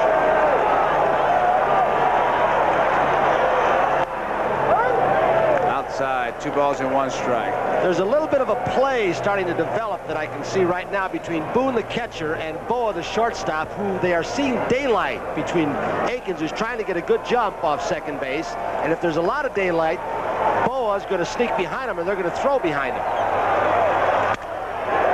Right to Pete Rose, line drive. Porter lines to Rose. That ends the inning, so the Royals do not score. We complete 4 innings here, and the score, the Philadelphia Phillies 2, the Royals nothing. And 2 up for the Phillies. In the 5th, it'll be Gary Maddox, Manny Trio, Larry Boa. We'll be back after these messages from your local station. Like Pete until he gets to your town and he plays for you. Then you love what he can do for your ball club. They had a sign up here that says, Pete Rose, grow up. And I'll never forget, he was on a talk show, and somebody said, Pete, you grew up in Cincinnati. And he jumped in and said, no. I lived in Cincinnati. I have never grown up. We are in game number 5 of the 1980 World Series. Each team has won 2. Phillies 2 in their home ballpark, Veterans Stadium, Kansas City. 2 games here. Gary Maddox facing Gurr, drill, but pull foul in the left field corner. 1 strike on Maddox. It'll be Maddox, Trio, and Boa to face Larry Gurra. There's the shadow on hurdle. Look at that. Look at the size, the length of it. Way inside, he moved him off the plate, 1-1. Philadelphia scored in the 4th. After a ground out by Rose, McBride tried to bunt. Gura made the play, turned it over. 2 balls and 1 strike. Gura made the play, but Akins, as we look at Jimmy Fry, could not find the bag. McBride beat it out. Then Schmidt got a ball out over the plate and drilled it high and pretty far to right center field. So it's 2-0, the Phillies over the Royals. Left center field, deep, Willie Wilson with that great speed. He just outruns balls right at the 385 mark. So he's the 4th fastest man in his neighborhood, huh, Joe? I'd like to meet those other 3 guys and shake hands with him. Watch this play. He simply outruns it. And I want to say this, a tremendous amount of pressure on the young man because he is a disruptive force, and everybody says, and look at him continue to go after that ball. He has not been hitting. He's been striking out a lot, and yet he's made one great catch after another. Here's a real good look at him. He's got it in sight all the way, goes right to the wall. He hasn't dogged it because he's not hitting it. That's the tribute and the real test of the good ball player. Now with 1 out, it's Manny Trio. Outside with a breaking pitch. Phillies 2, Royals nothing. The Royals have 5 hits, the Phillies 2. Royals have committed that costly error, and Schmidt jumped on a fastball for the home run. We're in the top of the 5th with 1 ball, no strikes, and 1 out. Trio, the hitter, facing Gura. Loops it out to right field. Hurdle, battle the sun, and it is getting a lot worse now for the right fielder than earlier in the ball game. But he did battle the sun and make the catch. An off-speed pitch by Larry Gura. Manny Trio got way out in front. You can see how he got his balance out on his front foot. Glenn Hurdle fighting the sun. Gets behind it, and that is a very difficult sun field for an outfielder to play. Boy, you can see that sun glaring in his glasses. Boa jumps on the first pitch, left center field. Otis over, Wilson over. Either one can get it. Nice running catch by Amos Otis. So, Larry Gura, 3 fly balls, 3 up, 3 down inning. He gets Philadelphia. We'll go to the bottom of the 5th here in Kansas City at Royal Stadium with a score. The Phillies 2, the Royals nothing. And there's Amos Otis. 2 fine defensive outfielders, Wilson and Amos Otis, merge. They retire the side. So that's one thing you didn't see in that last promo for games people play is the tug-of-war. The wives of the Phillies against the wives of the Kansas City Royals. We were out here, and I'll tell you something, you're going to enjoy it. These ladies were really battling, and I'm not going to tell you who wins, but it was quite a battle.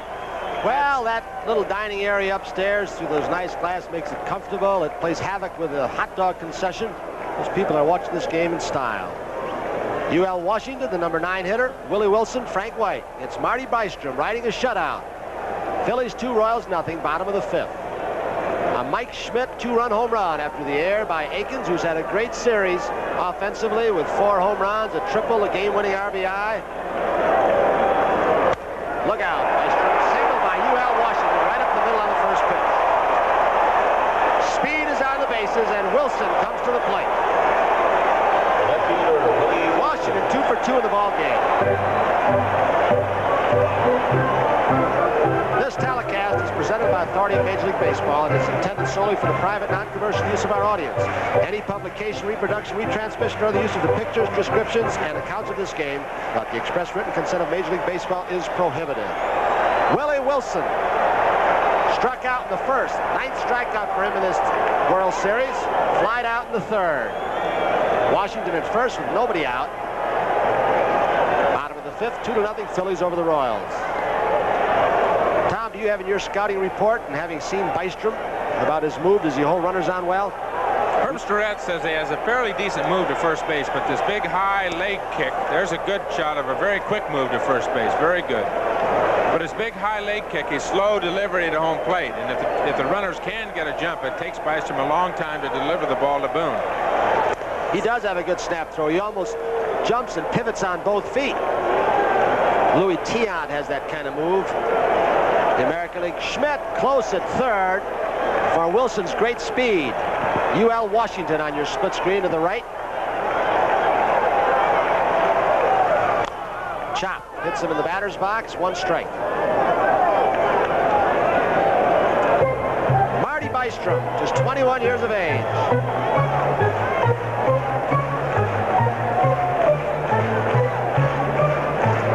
Bystrom, a big man, 6'5", 200 pounds, just 22 years old.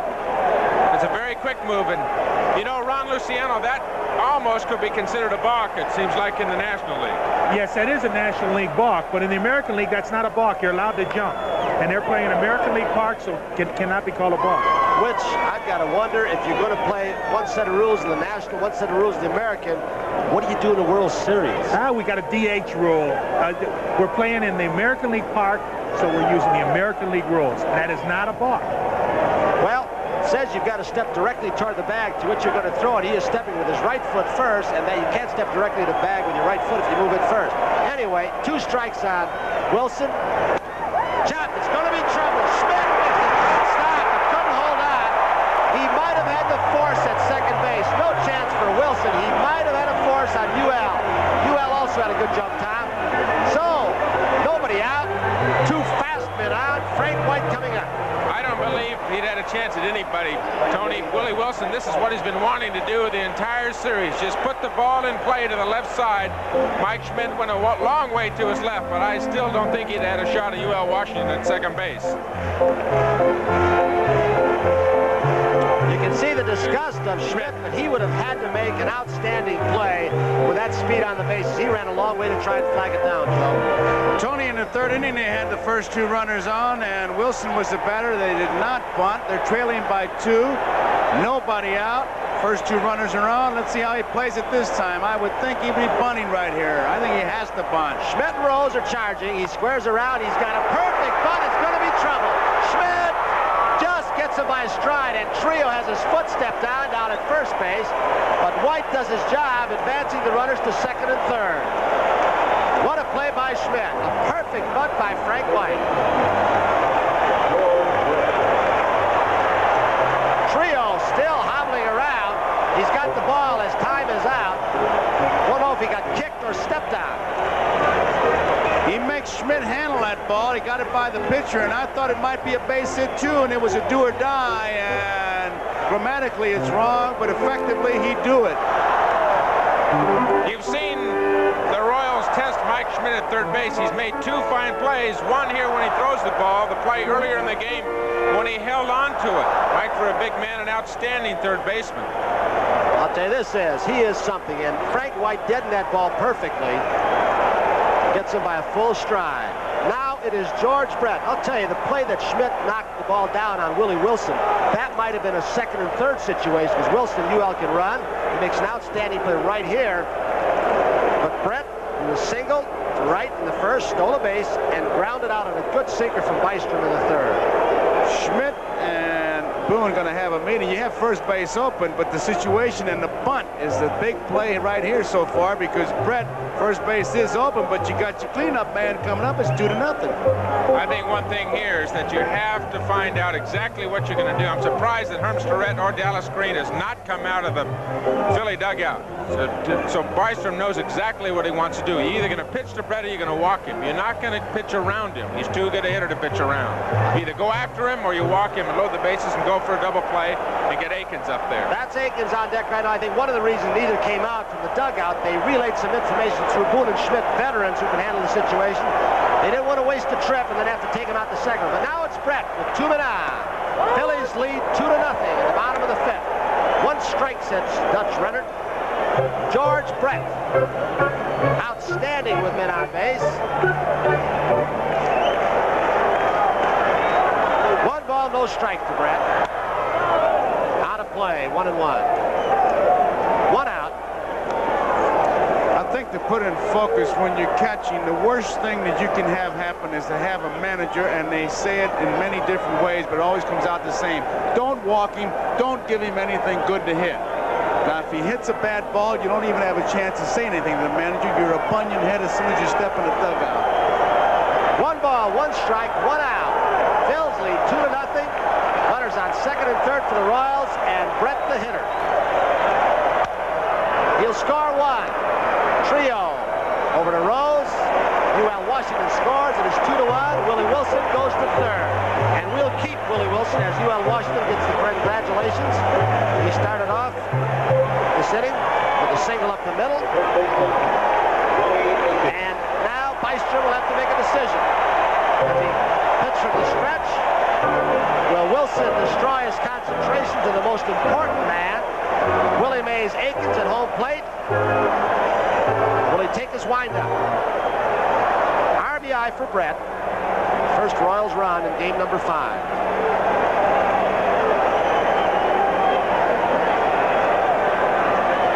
Wilson decoying off third base. Bystrom will pitch from a windup. Aikens with 2 outs. Slider too high, 1 ball. I think one of the factors on the lead by Wilson will be how deep Mike Schmidt and how far off he has to play. Farther off and the farther back, the bigger lead that Wilson can get. Schmidt at third is way off. 2-0. You know, Tony, the point here with Wilson coming off third base, trying to distract Marty Bystrom. Pete Rose is going to go up and have a talk with Bystrom now. Many hitters don't like to see that runner jockeying up and down the line. Not only does it disrupt the pitcher, it disrupts the hitter's concentration at home plate. Especially a left-handed hitter, because he is looking out of the corner of his eye. The shot that you see right here at Wilson. Watch Wilson jockeying with Schmidt way off. Rose came in to say, hey, the man you look for is the hitter. Forget that, Wilson. Good breaking ball. He's behind 2-0. Now it's 2-1. Big pitch by Bystrom. When 2-0, Aikens has got to be sitting on a fastball. That shows what this kid can do. At 21 years of age, throw a breaking ball when he's behind. McCray, the on-deck hitter. That is Wilson, lower left. 3-1. Bystrom has gone to the stretch. 3 balls, 1 strike, 2 outs. Phillies 2, Royals 1. The bottom of the 5th. He walks him with a 3-1 pitch. Now the Royals have runners on first and third of McCray. This is a good piece of pitching, I think, Tony. A 3-1 count. You don't give in to the hitter. You come in hard, way inside, and you throw that breaking ball again. The hottest hitter in the Royal lineup is that man, Willie Aikens. So we'll put him on first. Okay, you're putting the go-ahead run on first, but still you've got a right-hander and a right-hander now with 2 outs. Now it's McCray who lined off Bystrom's glove or leg, was thrown out, and then flied out to center field. Wilson at third, Aikens at first, 2 outs. Fly ball, right field corner. Baker McBride going to the foul pole. It is going to go. He got that ball. He made a great catch between the foul line and the stands and crashed into the wall to help Bystrom out and strand 2 runners. Here's a look at it. He's looking for the wall. He gets right next to it and really makes a great catch. It seemed to be a hit the wall. That ball hit the wall. It looked like it scooted off the side of the wall. I don't think so. Not the way I saw it. All right, we'll get a chance to see it again. I don't know when, but we will. But that looked like it skidded along the side of the wall. Let's watch it and see it from this angle. The right field foul line umpire is Don Dinkinger. No, not for me. All right, gotcha. There's a good look. Harry Coyle leaves nothing unanswered. Wait a second. We're going to slow that down again because we have a difference of opinion up here between Joe and me. Watch her again. It is a tough play. No, sir. All right. No, sir. Not for me. We cannot tell by the replay because I still differ with you, Joe. I think it may have caught the wall, and I'm saying may have now. I'm listening. I'm watching that play right there, and for me, it didn't hit the wall. It hit in his glove, and he closed it. All right, regardless, McCray is retired. They strand 2. Runners on first and third. The score here in Royal Stadium in game number 5, Phillies 2, Royals 1.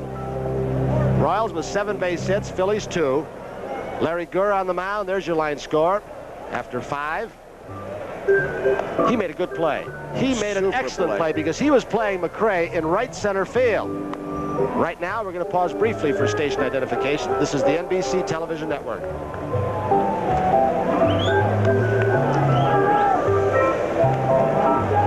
Well, we're back here in Royal Stadium, where each team has won 2 ball games. The Phillies won the first 2 in Veterans Stadium. Royals won the first 2 here. Right now, the Phillies have a 2-1 lead over the Royals as we go to the top of the 6th. A Mike Schmidt 2-run home run in the 4th. You saw the run a moment ago. Washington single to lead it off. Wilson single off Schmidt's glove. White sacrificed Brett. A ground out drove home the run. But then a fine catch by McBride in the right field corner. May have saved some more runs. Bob Boone, Pete Rose, Bake McBride. One strike to Boone. He into a double play in the third. Breaking ball hit hard to right center field. Hurdle cuts it off, so Boone is held to a single. Now it'll be Pete Rose, who has grounded out twice. The first baseman, Pete Rose. Well, that discussion we had about whether or not that ball caromed off the wall or not proves the point we've said often, and umpires have too, that replays can fool you. I don't think they lie too much. Tell the truth most of the times, but some of the times they fool you. No, people lie. Machines don't lie. Rhodes. Boone at first. Squares away, one strike. And I think it's interesting. I've talked to our director, Harry Coyle, about it on that play where you saw that little trailer on the ball because some of the lens speeds are not fast enough. Just saw the little white trailer on that thing, and it was deceiving. One strike to Rose. We're in the top of the sixth. Boone's at first. Gurr the pitcher. Off the glove, it'll be two. Rose hits it hard, right into the glove of Gurr. An excellent fielder. He has shown that 3 times today. Larry Gurr says, yeah, I got it, but I'm not so sure how. So they double off Boone. 2 outs. The book on Larry Gurr that season, excellent fielding pitcher. Here again, Pete Rose, just like last time, hits the ball very hard up the middle and an easy double play for him. Watch Aikens tag the bag and what he does. Right in the middle and looks right at the umpire. Are you looking, Mr. Umpire? Beautiful. There's another shot of a dead duck. Bob Boone, look at him. Boom. There's, just like Larry Boa earlier in the game, no chance to get back to first base. What Joe was talking about earlier, back in the 4th inning before Schmidt's home run, a bunt that Gurr fielded threw to Aikens, and he missed the bag. That set up Schmidt's 2-run home run. 1 strike on Bake McBride. There are 2 outs. I'll tell you, for young, Tony, for young pitchers, Larry Gurr's follow through in the way he plants his feet in perfect balance is a great lesson for the youngsters. Breaking ball. He pulled the string, goes 1-1.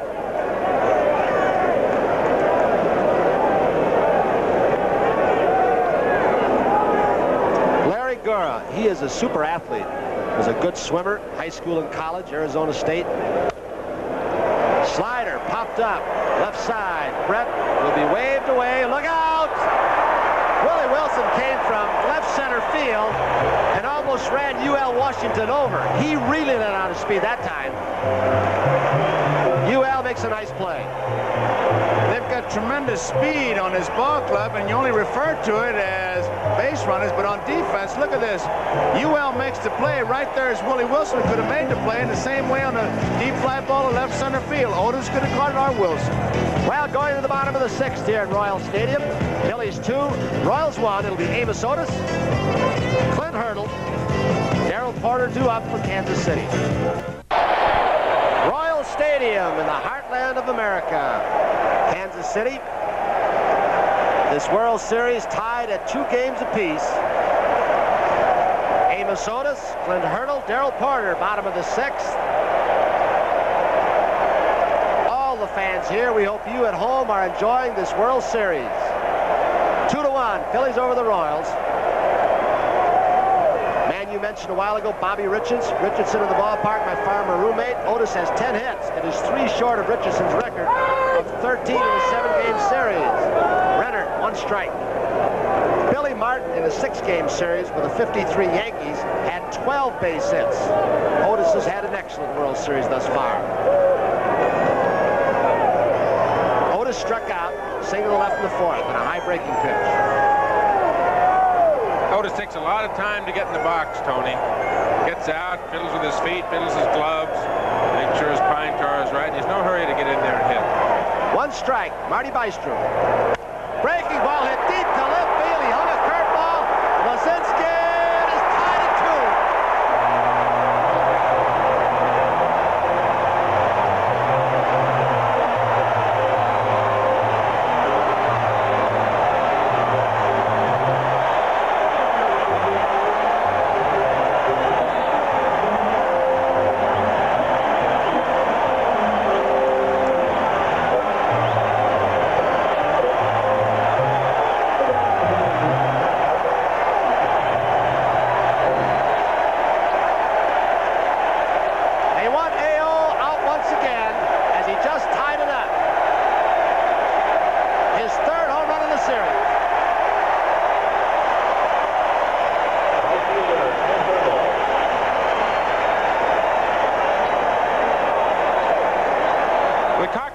this earlier. The last time up, he got a high breaking ball and hit it for a base hit. The first mistake he got, and here's another high breaking ball.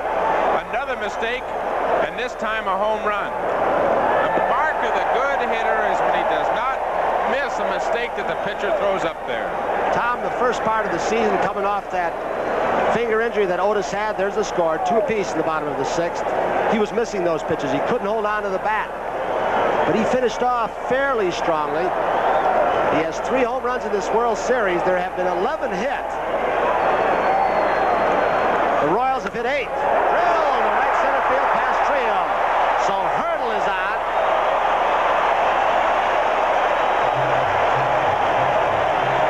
Mr. and Mrs. Ewing Kauffman. Muriel.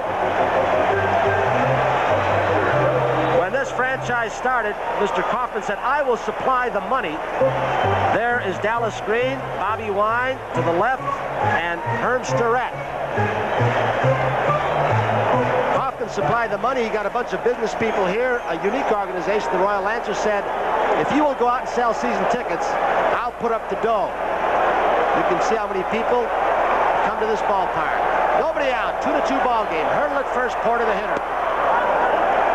1 ball in the barrel.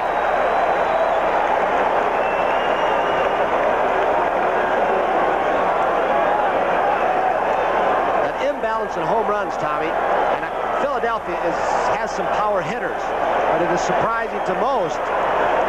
Snap throw that I think the Royals should be out homering the Phillies at this point.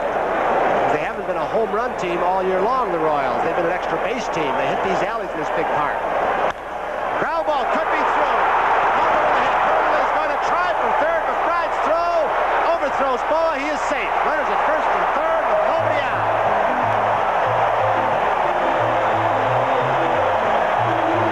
The Philadelphia bullpen's been busy.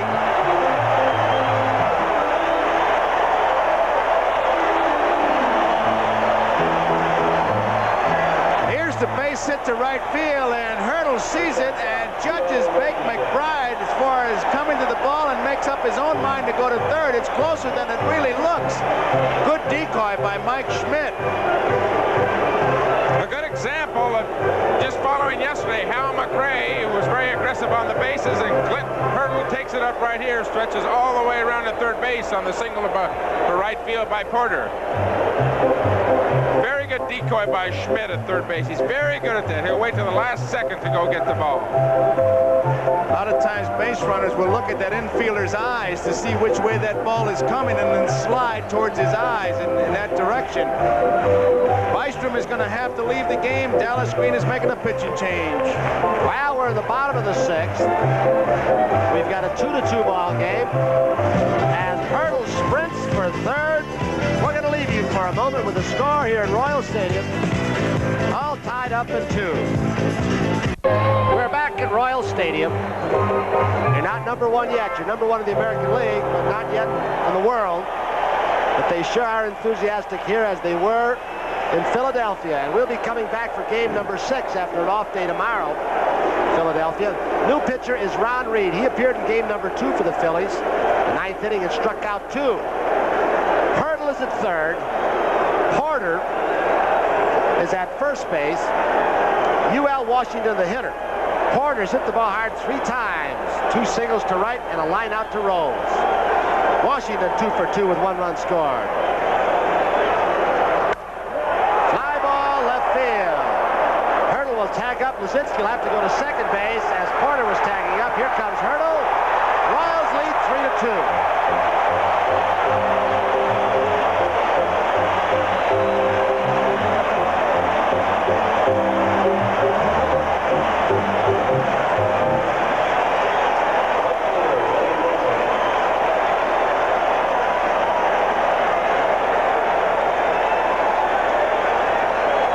Clint Hurdle isn't charged up playing his first World Series, as most of these players are. Only 5 on both teams have World Series experience. Willie Wilson fakes a bunt.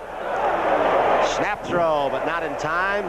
Porter, the base runner at first base. It's a 3-2 ball game in the bottom of the 6th. Royals lead.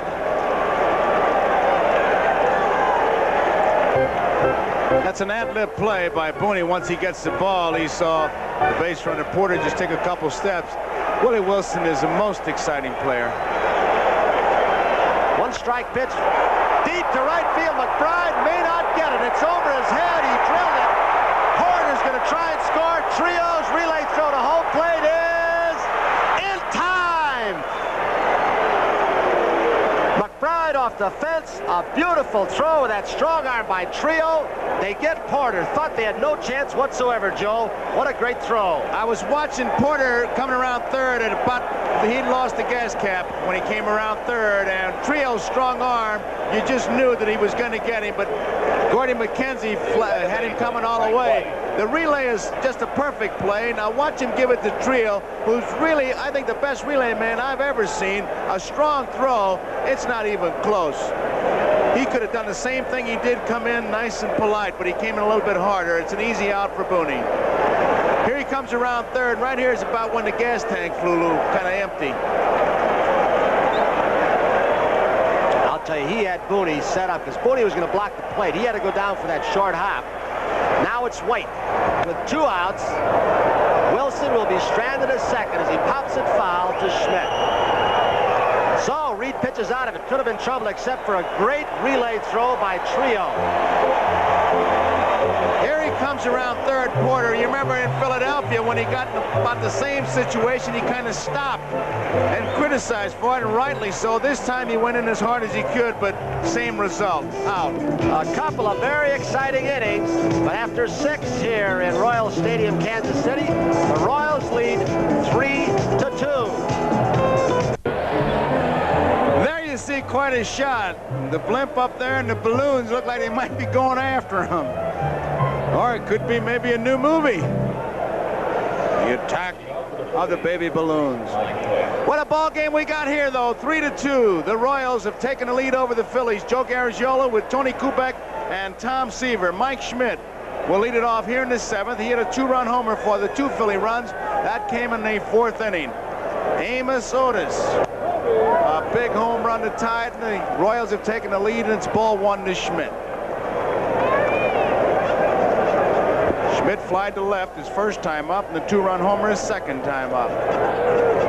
High. 2-0. Sun shadow problem appears to be over with.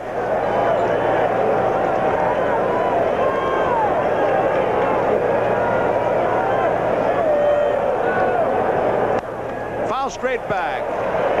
2 balls and 1 strike. Tonight on NBC now, Chips and then Clint Eastwood, the outlaw Josie Wales, right after the ball game, except on the West Coast. Chips. All right, favorites.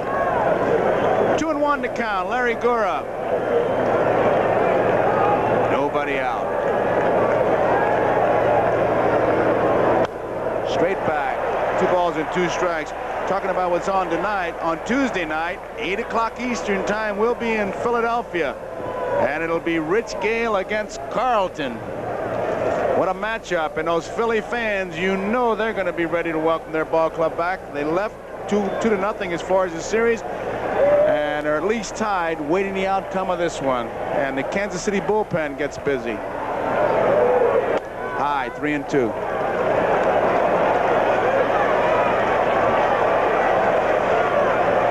Schmidt. She saw her husband, Mike, give the Phillies a lead with a 2-0 home run, or 2-run home run back in the 4th inning.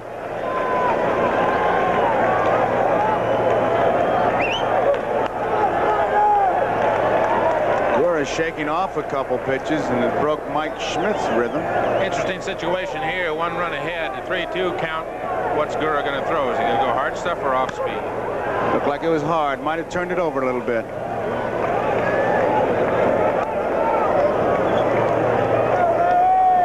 Porter behind the plate with 2 base hits, and the lady who brought back his favorite bat, I tell you, she knew what she was talking about. 3-2 Royals lead, 7th inning.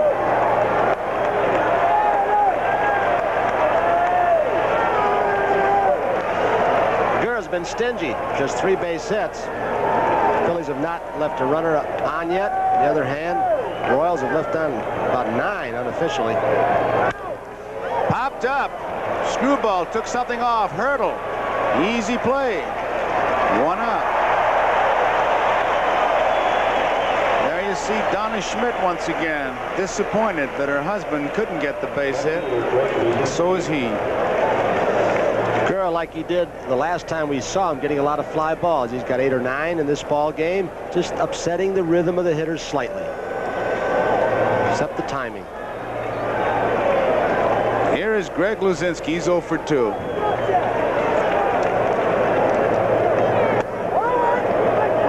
Strike. There's so many things they say in baseball that make absolutely no sense, and then there are some that make so much sense.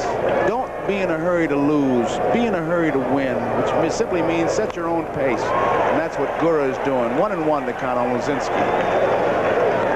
Tom, are there certain hitters that you pitch to that you know do not like to wait, and so you might change your pattern to them? Do you go into that deeply? You know, one of the great hitters that was like that was Henry Aaron. He hated it when a pitcher fiddled around on the mound. Hated that. I wanted you to get up there just the way Steve Carlton pitches. Get up and pitch, and that's the way Aaron liked to hit. Just like a hitter will try to upset a pitcher, the pitcher can upset a hitter by ruining his timing as well. 2-1 pitch. 3-1. I tell you, there are about 700 plus times that you guys really got him mad. I got him mad a few times, yeah. I think I got him mad about 7 times in my career, Joe. 3 balls and 1 strike. He touched a lot of people for home runs, Hammer and Hang. Here's Luzinski.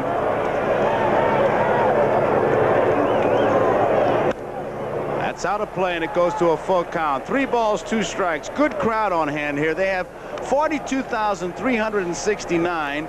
They have 42,363 yesterday, 42,380, and this park is listed as only holding 40,628.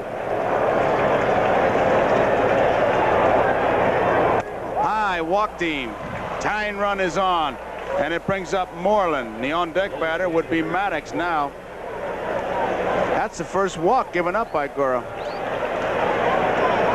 Joe, he's got 74 pitches so far this game. Last time he pitched in Philadelphia, we're going to have a pinch runner for Greg Luzinski. Lonnie Smith is going to go in and run for him at first base.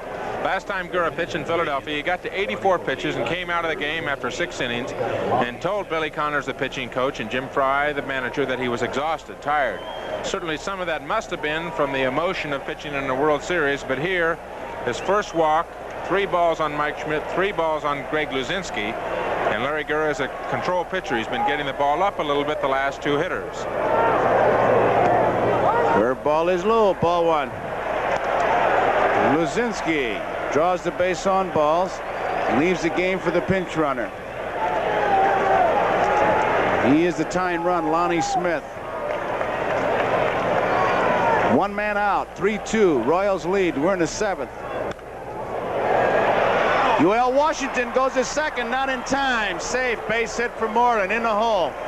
You talk about some strategy working right there by inserting Lonnie Smith.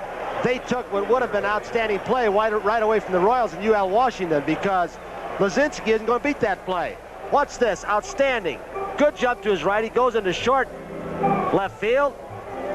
The old Popeye pass, and if not for Dallas Green's strategy, inserting the pinch runner Smith, it's a force out. Look at that play. Almost. Look at his stretch. He beat it standing up. That's how fast he is. He didn't even have to slide. The only danger there was overrunning it because he was standing up as we look at Dallas Green. But Jim Fry is going to make a pitching change. He's had Quisenberry warming up in the bullpen. It's a 3-2 ball game. We're in the 7th inning with 1 out, 2 base runners on. There you see the big cue. Larry Gurra leaves the pitching mound. Gets a nice hand. So we've got a break in the action here. Tying run is on. Tiebreaker is on. We'll be right back. A 3-2 ball game. Royals lead. Phillies is threatening. We'll be back. I know you will. Thank you very much. We miss you out here, but you're keeping us up to date with football. We'll do it here with the baseball. Right now, the situation, Quisenberry, who is the big eraser for the Kansas City Ball Club. All good ball clubs have that that eraser, the guy Goose Gossage of the Yankees, Raleigh Fingers with Oakland, he'd come out of that bullpen and nail it down. Going back to Joe Page. Right now, Frank White has a meeting. Ah, they spelled it right. But I tell you, if Brett runs for president, I'd be on a winning ticket, I'll tell you that. Right now, though, one man out. Lonnie Smith at second. Moreland is at first. Maddox is the batter. He is 0 for 2. Quisenberry, the sinker baller, submariner.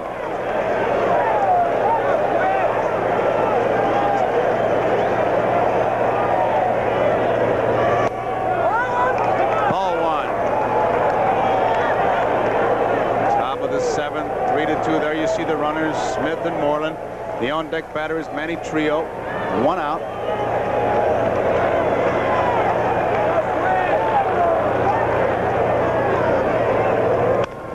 Could be a double play. They're going to have to hurry. There's one. Throw is not in time. Pull him off the bag. They had a chance, but the speed of Maddox made the play. So it's 1st and 3rd with 2 outs and Trio the batter.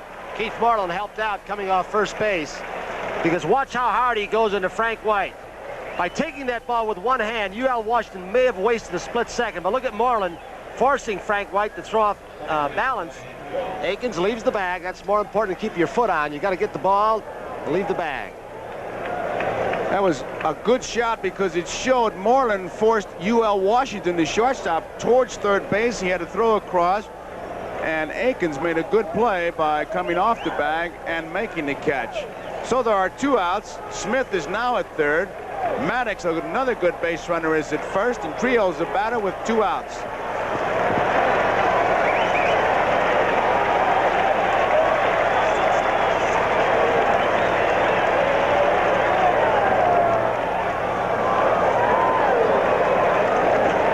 To third and maybe get the guy at first, but nothing happened.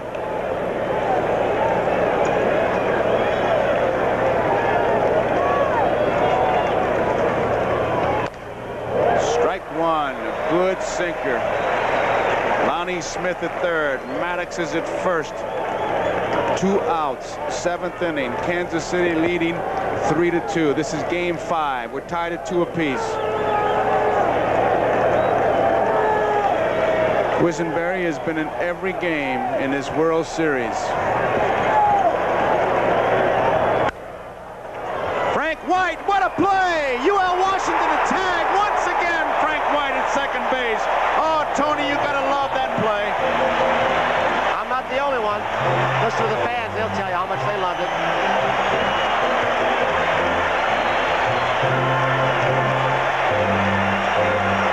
It's 1st and 3rd.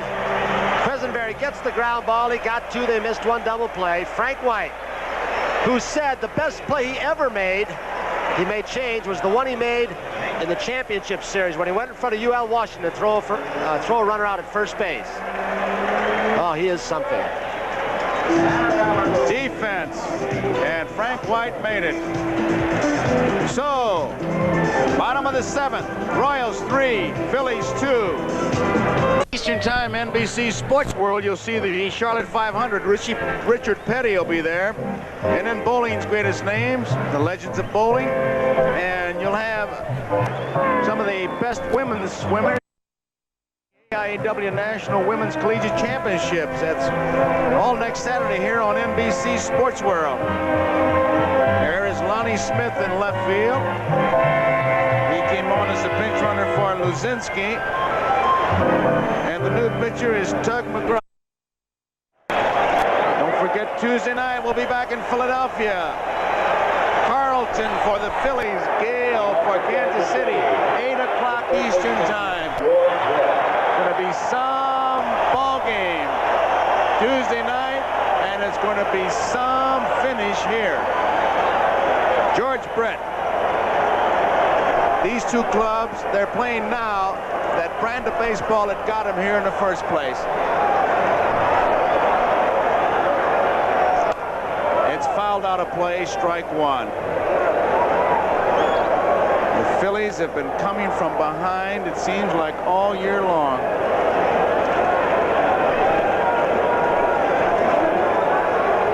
Tug McGraw McGraw has been a busy man this month.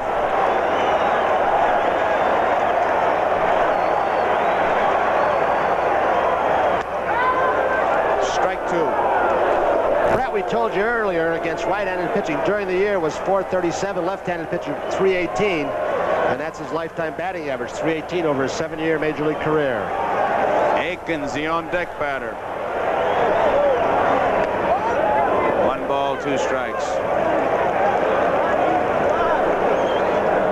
The Phillies had only 6 come-from-behind wins in the whole month of September. They've come from behind to win all 5 of the 7 postseason games.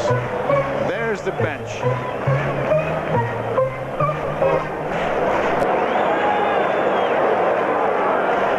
One ball, 2 strikes. George Brett, Kansas City 3, Philadelphia 2. We're in the bottom of the 7th.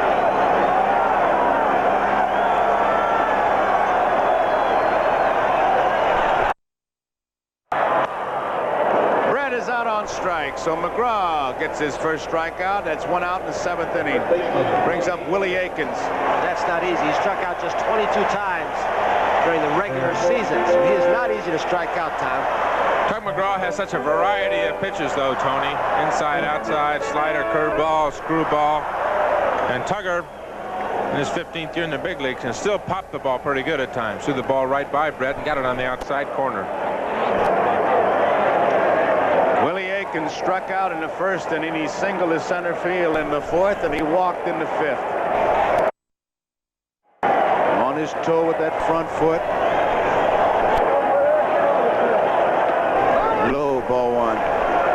Started getting on that toe on his front foot. Aikens did about 6 weeks ago, I was told yesterday, behind the batting cage during batting practice, and has been on a tear since. There you can see Dutch Renner establishing the back of the batting box, the rear of the batting box again. He's got no problem. He just goes to Bill Kunkel and says, let me have the tape measure there, Willie. There's that toe. What a stance. Curveball is inside, Renner says. When they get on the front, the toe of the front foot, usually the expression used is keep your weight back, and that's a misnomer in baseball. A lot of guys hit off their front foot, great hitters. Didn't get it. 2 balls and 1 strike. Whitfield really gets on his toe from the Giants. The other night, Tug McGraw got behind Willie Aikens, threw him a fastball, and Aikens hit it for a game-winning hit up the left center field alley here, 2-0. And he gets a curveball. Tug didn't give in to him. Strike 2. Aikens against left-handers, a 199 average. 6 home runs and 24 runs better than against right-handers, 323. I would guess you're going to get a couple of breaking balls in this situation, even if Tug misses with a 2-2 pitch. Screwball. He's strike called by the third base umpire. Now Aikens wants to talk to him, and Bill Kunkel says, go back. Oh, Here this comes is Jim Fry.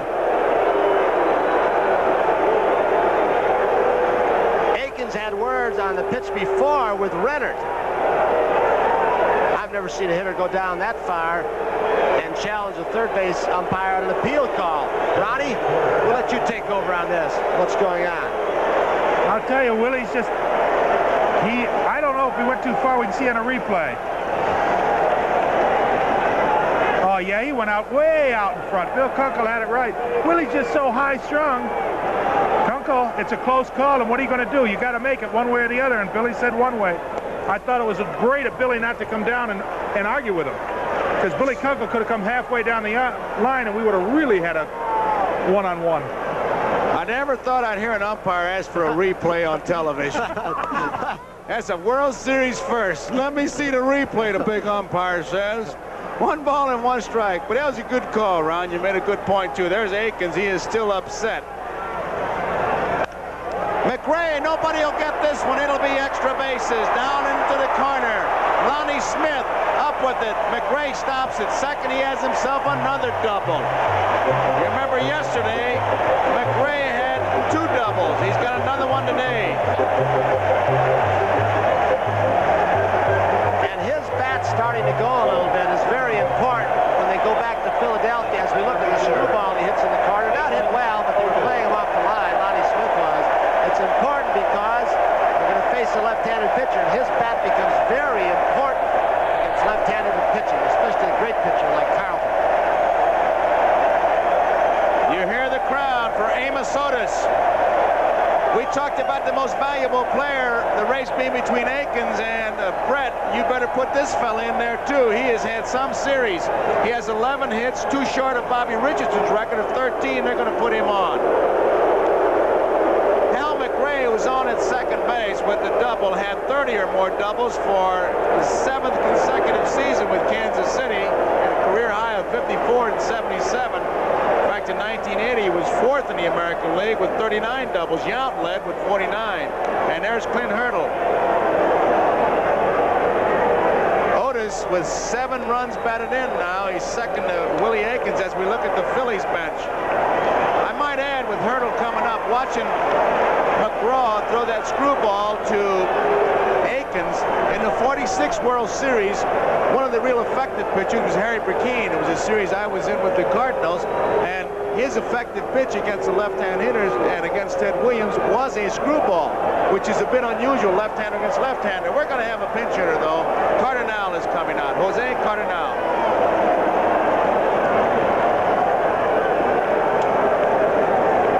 We have 2 men out, base runners at first and second. Royals are leading 3-2. We're in the 7th inning. Cardinal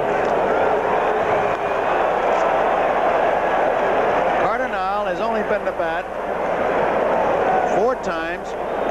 He's 0 for 4.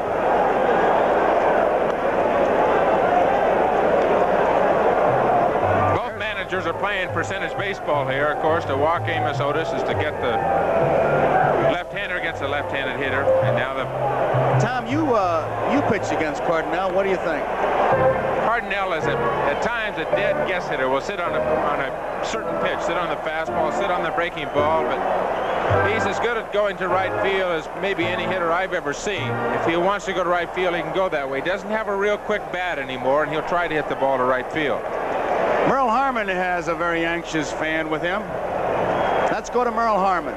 All right, Joe, Phyllis McGraw right now, a tough situation for one guy on the mound. What do you think? I think he can handle it. Okay. He's got a count of no balls, no strikes, 2 down, runner at second, runner at first. Do you really follow his pitches? Sure I do. I wouldn't. Okay, Phyllis. Okay. Hits the first pitch, center field.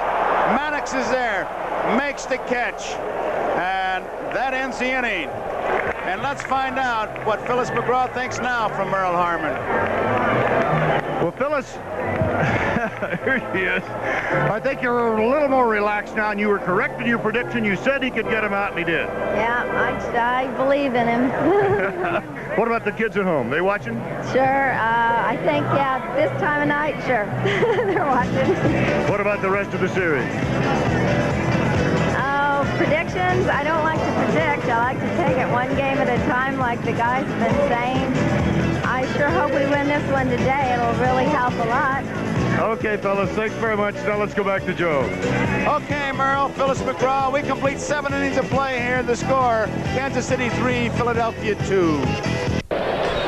Okay, we got a new right fielder for the Kansas City Royals. It's a 3-2 ball game, top of the 8th, and there he is, Jose Cardinal. He came on as a pinch hitter for Hurdle and fly to center field and the 7th. So it'll be Boa, Boone, and Rose. And now they switch towards the left field line for Boa against Quisenberry. It's outside, ball 1. At first and third, they're in tight. Outfield very shallow. Wilson is really shallow. In fact, it was where he was playing allowed him to make that great play on Boa yesterday when he held him to a single late in the ball game. 2 balls and no strikes. Joe, as he did yesterday, Quisenberry coming in, nobody on base, yet he's still pitching from the stretch. So obviously, through Billy Connors or Jimmy Fry, he feels more comfortable pitching from the stretch, and that's his option to pitch that way. 3 balls and no strikes. And there's a fan who is really wrapped up in this thing. So excited. Oh, isn't that beautiful?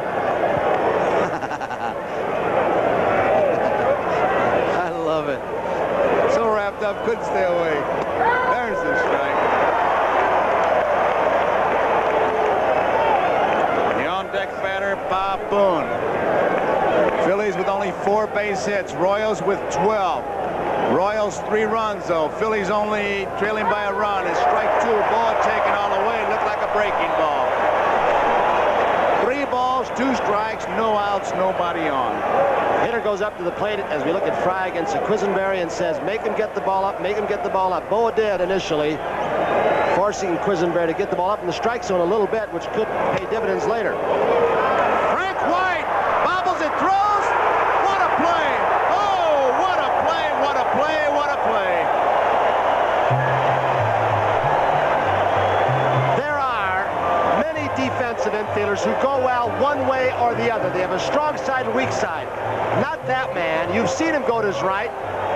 Tommy, you were amazed by the double play he made in the 10th inning of Schmidt going to his right, unassisted. Now he goes to his left. You know, we talked about possible MVPs and Willie Aikens or George Brett or Amos Otis or whatever. That man right there, Frank White, has got to be in contention just simply because of his defensive play. Here's the first pitch to Boone. It's ball 1. Tony, on that particular play, he went far to his left and he went behind him. He bobbled the ball. Amazing. His composure was just great. There's White of the Royals Baseball Academy, the first graduate, not the only one. You know, there was a guy, his name is Dick Green with the Oakland A's. They won a World Series one year. He was a second baseman, never got 1 hit in that World Series. And yet, against the Dodgers, he was almost voted the MVP. Just beaten out. 1-1 pitch. 2 balls and 1 strike. Unfortunately, it's the wood that gets the publicity. The leather just stays there. But Frank White just may change it. That's because the writers, there's Pete Rose on deck. That's because the writers vote for the men who go in the Hall of Fame and not ball players. The preceding was a political announcement by Tony Kubek. Foul ball. 2 balls and 2 strikes. How do you really feel, Tony? It was more of an announcement. It was more of a zinger. Wouldn't you call it more of a zinger as opposed to an announcement? 3-2. The Royals leading the Phillies here. Bob Boone.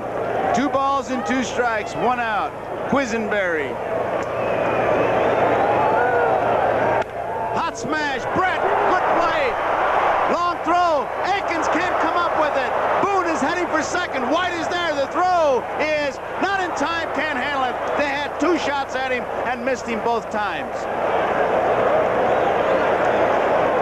The ball hits the dirt, maybe the seam to Brett. It was hit like a shot off the bat of Booney. Was not an easy catch, and then once that Brett had it, here's where he made a lot of errors over the past few years. He may have nonchalanted his throw because he had a lot of time. He's shown a good arm his whole career. It should have been made easily by Aikens, I think, because he did get a big long hop. But Aikens didn't make the play, and White almost made another outstanding play, Tom. We have seen the good, strong arm of George Brett through the series. Really the first bad play that he's made, and the point you made, Tony, the amazing thing is that Frank White, backing up the play, almost made another great play. Pete Rose takes it outside, ball 1. That's about the 3rd or 4th time that Willie Aikens has let a ball get by him over there at first base as well. Well, I don't think it's any secret. He could leave his glove back at the hotel and he'd still play because he can hit. Fouled out of play. It's an error on the 3rd baseman, Brett, and the tying run is at second base. Rose, the batter. There you see Brett. McBride on deck.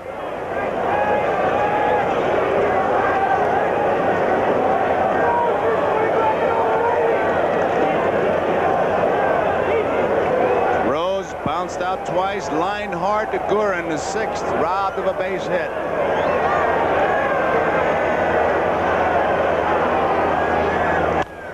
Bouncing ball. Frank White at second has it to Aikens, out.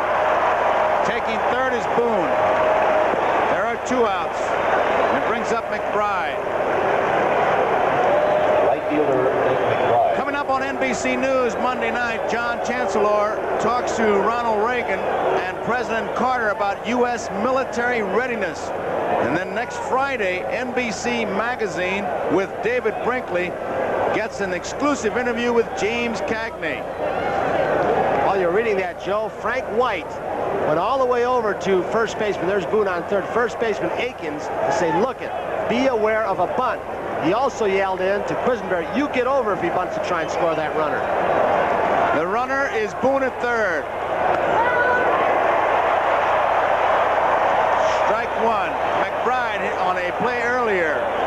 There it is with runners on first and third for the Royals off the bat of Hal McRae. Did it or did it not hit the wall? I still think it might have grazed it. I say in his glove. What do you say at home? Tap foul. 2 strikes. Well, I'll tell you something. We've been listening to Dutch Rennert, but if he gets a strike, Dutch Rennert will be drowned out by this crowd. They're on every pitch, much like the Philly fans.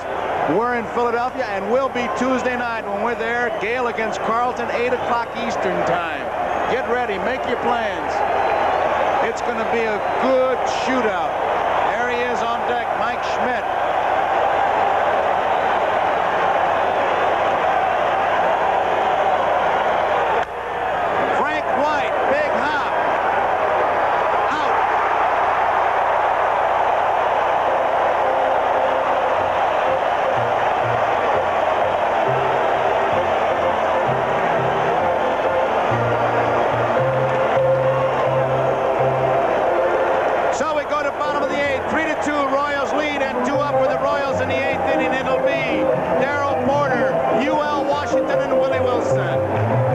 Porter will lead it off. There's a story about his bat. Merle Harmon has the lady. All right, Joe, Deborah Roach, an usherette here at the stadium, wanted a birthday present in June. She asked Darrell Porter for a bat. He gave it to her. What'd you do with the bat today? I gave it back to him. And he's gotten 2 hits out of it. He was in a slump until today. Nice going, Deborah, for Darrell Porter. Thank you. All right, now back to Joe. Okay, Deborah brought the bat back. Darrell Porter had not had a base hit. He has 2 of them today. This one is a bouncing ball. The trio bobbles it, but he'll get him with that arm. 1 out. And the Kansas City bullpen is busy. Shortstop, UL Washington. Tonight, we got a special family episode of Chips, and then big stars. We look at Rennie Martin loosening up. Clint Eastwood, and if you're a Clint Eastwood fan, and who isn't, it's the outlaw Josie Wales right after the ball game, except on the West Coast. And of course, when I say that, it'll be seen at its regular time on the West Coast. I should know that. It's the same thing in Arizona. I hear that, and I know exactly what they mean. UL doesn't get it, and it's a screwball, and it's strike 1. He has great motion on that screwball, Tom. Sometimes, I guess he uses that as changeup. He throws 2 different kinds of screwball. One that goes down that we've seen in this series, and that one that he really pulls the string.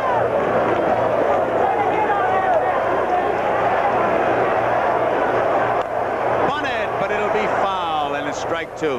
One of the great things about watching McGraw pitch, Tony, is that he has the same release point for all his pitches. He gets his hand up there above his head, and it's not to the last minute until he turns it, his wrist inboard or outboard for a curveball, slider, or fastball, and outboard for the screwball. It's amazing to see a pitcher with so many pitches, let's say the changeup, fastball, slider, curveball, screwball, and they all come out of the same spot when he's throwing. 3-2. We're in the bottom of the 8th, looking ahead to the 9th for the Phillies. Schmidt, Smith, and Moreland. 3, 4, and 5 hitters. Royals leading by a run. 1 man out. UL Washington with a count of 2 strikes.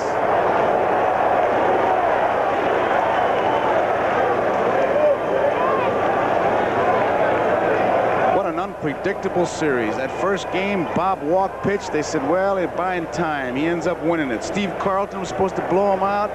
He hung on. They won it and moved to Kansas City. And there's the grip.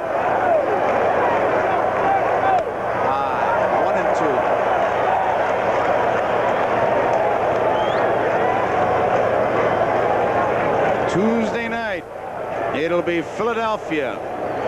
Gale against Carlton. 8 o'clock Eastern time. We'll be there.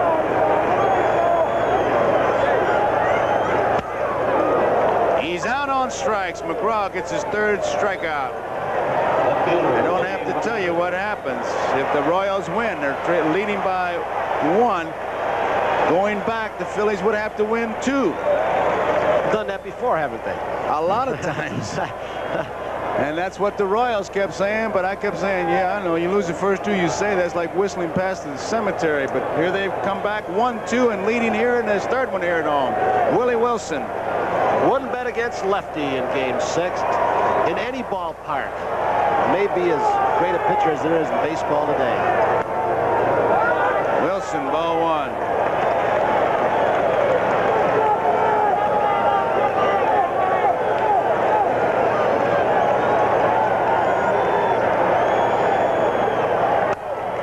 Foul out of play. 1 ball, 1 strike. McGraw's a real stickler for mechanics. Works on his mechanics all the time, getting down to bend his left leg and bend his front leg and get through to make sure that that arm comes through in the same spot. Real studier of pitching. They're going to have a tough play. They get him. What a play by McGraw. Look at him. He is really a hyper young man. Look at him.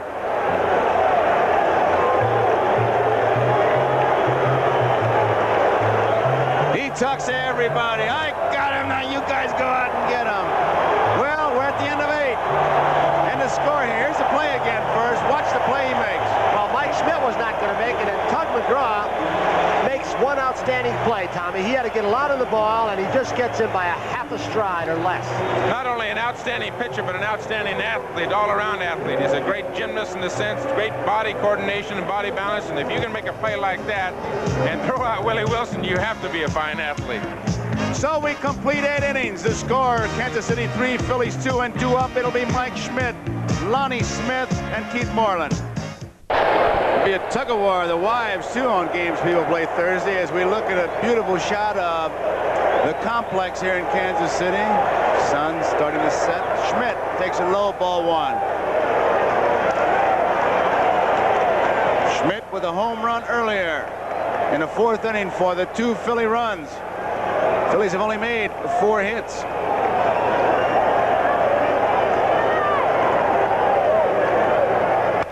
Hot smash. Brett knocks it down. It's a base hit for Mike Schmidt. Tying run is on. And the threat of Mike Schmidt bunting, done it twice in the series, kept George Brett in tight at third base, even with the bag, and it may still pay dividends. Had he been back, look where Brett starts from. He is very aware, as you pointed out, Schmidt has outstanding speed for a big man, Tom, and that allowed possibly the base hit right here. If he's back farther, that's a routine out for George Brett. You can see that ball is not that far to his left. If he's back another 10 or 12 feet where he normally would be, let's say against another power home run hitter, that's an easy play for George Brett. So the tying run is on. We have a pinch hitter now for Smith, who came on as a pinch runner for Luzinski after Luzinski walked in the 7th. Del Unser is the pinch hitter for the Phillies. Nobody out. We're in the top of the 9th. Royals lead 3-2. Unser in that second game had the big base hit against Quisenberry. Brett is moving in close at third base.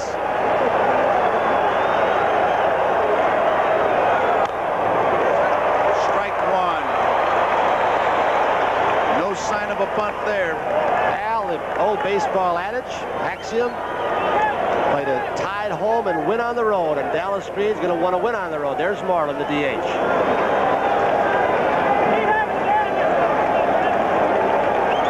Philly front office in the background there. You saw Paul Owens, Rudy Carpenter, rooting him on.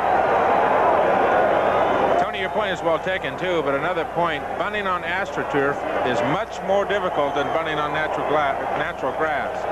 Much more difficult to make a better bunt on AstroTurf. 1 strike pitch. Hot smash past Akins in the right field. Schmidt can run. He's rounding hard. He's rounding third. They're going to try to score him. Here comes the throw. They'll not get him. We're tied. Del Unser again comes through. A big base hit. This time between Akins and the bag. He has been outstanding for how many years now, Tom? Coming into the clutch, sitting on that bench call. Here's the other reason that we should have mentioned. He's got to hold him on, Akins, with Schmidt's speed, and they didn't bunt. They knew he had to hold him on. Unser can pull the ball as he just did. I'll say one thing, Schmidt showed his speed scoring on that because there was two pretty good relay throws. Cardinal to White to Porter. So we're all tied up. Tiebreakers at second base. Here's Keith Moreland. He's going to bunt. He does. Down to Akins. He picks it up. He'll tag Moreland, and moving to third is Unser. One man out. Unser at third base.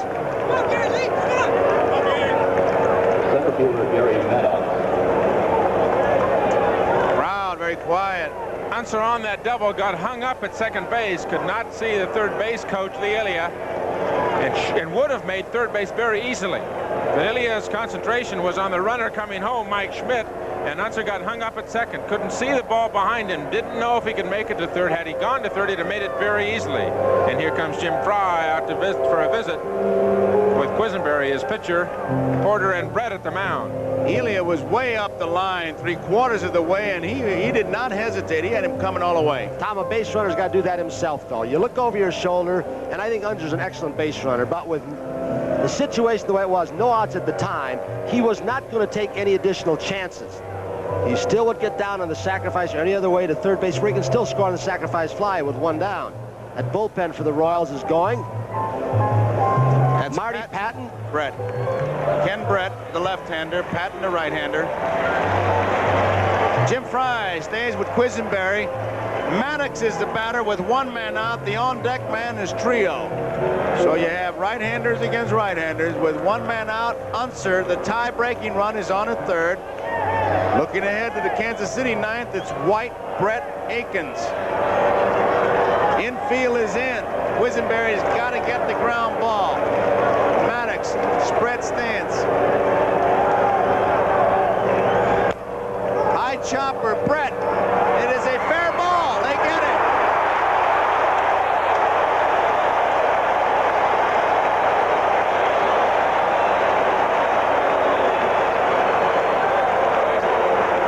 That was awfully close. It was Rennert's call. Both Rennert and the third base umpire, Kunkel looking straight down the line. Watch Rennert. He got in position. Here's Maddox. He is thrown out by Brett as Brett held the runner Unser. And boy, Rennert and Kunkel got on that line and really looked down it. Another good play by George Brett at third base, and from the angle up here in the booth, Tony, that looked like a foul ball, but Dutch Rennert was right down on one knee, looking straight down that third base line, and made the call immediately to a fair ball. It is the position of the ball, not where Brett was. Brett was in foul territory. He doesn't matter. It's where the ball is, and Rennert was on it. Trio, foul tip. Strike one, off his foot. Here's George again. Look where he's standing. Doesn't matter. The ball is right on the line. Dutch Rennert, the whole plate umpire call it. It's the responsibility of the third base umpire after it passes the bag. That's why that line is a misnomer. It's not a foul line. If it's on the line, it's a fair ball. So semantics would say it's a fair line, but you'd kind of after Doubleday to get all uptight if you call it that. Trio, another foul tip. 2 strikes, 2 outs. Base runner at third is Unser. That's a pitch he didn't throw too much on the first time he saw him. You mentioned you and Paul Moskow have been charting. That was a little bit of a slider. He throws it to right-handers, Quisenberry. He's afraid to throw it to left-handers. It's flat. First time that Quisenberry came in, he threw everything fastballs except for one pitch. And I think he's learned that he has to throw at least something else to complement this sinker that he has, the underhand sinker. He's got to let the hitter see another pitch. 2-strike pitch. Fouled off. Trio remains alive. We're all tied, 3-3. Schmidt, a single off the glove of Brett. A double by Unser driving in Schmidt. A sacrifice by Moreland put Unser at third. Maddox was out. Brett to Akins. There you see Unser. Trio's a batter with a count of 2 strikes.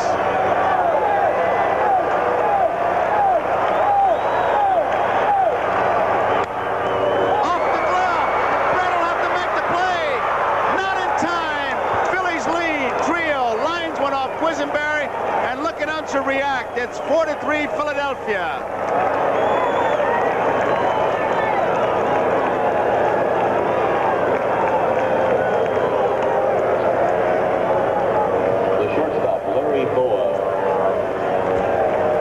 Phillies take the lead, 4-3. Here it is again. Quisenberry has a reputation to be a fine fielding pitcher. He's lucky to get just a glove on that ball and not get hurt. The ball bounds away, and Brett almost makes another fine play. To speed a trio, he beat it out. And the Phillies go ahead 4-3. And it's one of those pitches, no balls, 2 strikes. Quisenberry got a little bit up in the strike zone. Give Trio credit because he did rifle it. One of those where you might say, hey, try and get him to swing at my best pitch, a sinker onto the strike zone down. Here is Boa. Draws a throw at first base, Trio does. In the bottom of the 9th, it'll be Frank White, George Brett, and Willie Aikens for Kansas City. They now trail by a run. High hopper. UL Washington charges hard. Through. In time, they get him. Boa is out. But the Phillies take the lead. And there is Janie Quisenberry. You can see the disappointment and frustration as her husband and the Kansas City Royals go to the bottom of the 9th, trailing by a run. It's Philadelphia 4, Kansas City 3, and 2 up. For Kansas City in the bottom of the 9th, it'll be Frank White, George Brett, and Willie Aikens. Down at third with the score tied. Trio rifle the ball off Quisenberry, and here's Dal. You want to see a reaction? That took the lead. Boy, he has been a big man for this team. Pinch hitting especially. Tell you, he's gotten some big hits. He's been around a long time, and he said it all when he said, when the first base hit off Quisenberry, this scratch is a 30-year itch for me. And he scratched that itch again with that base hit. It was a big one. Here is Frank White. What a game he has played. Tremendous plays. He takes the first pitch low. It's ball 1. White made a game-saving play in the 7th inning. Another great play in the 8th.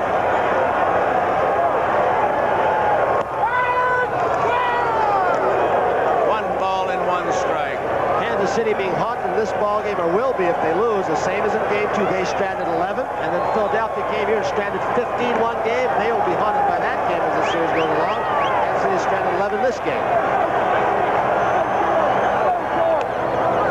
2 balls and 1 strike. George Brett, the on-deck hitter. He'll be followed by Willie Aikens. There is Brett.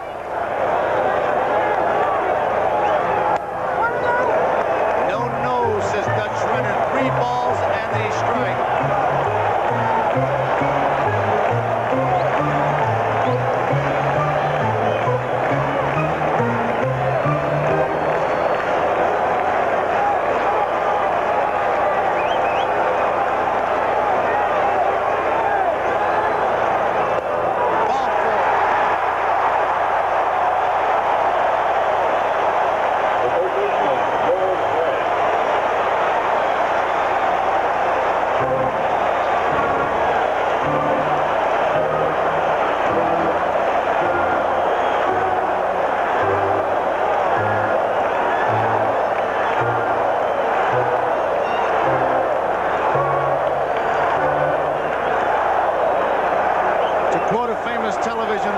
Picture needed no words.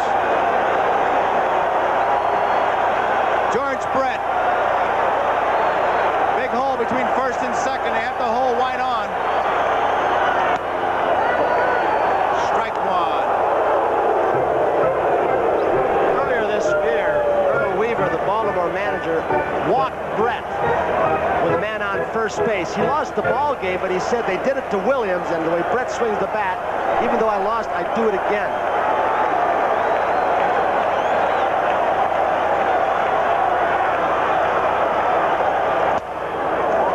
Strike 2. Nobody out. Bottom of the 9th. Philadelphia 4. Kansas City 3. White at first base. McGraw. Doug McGraw did not pitch very well to Frank White at all. It looked like he was darting the ball, Joe, but I've seen him do it so many times. He seems to create his own little moment of drama, and then he works his way out of it. Out on strikes. Big strikeout. George Brett called out on strikes. 4 strikeouts for Tug McGraw. He came on in the 7th inning. He has struck out 4. He has walked 2. He just blew smoke by him, Tom. I think he had George looking for something else, or otherwise it's absolutely perfect pitch on the outside certainly knew it. Walked right away from home plate. No argument with Dutch Renner. Here is Willie Aikens. Aikens out on strikes in the first, singled in the fourth, walked in the fifth, out on strikes in the seventh. Philadelphia 4, Kansas City 3. Tying run at first, Frank White.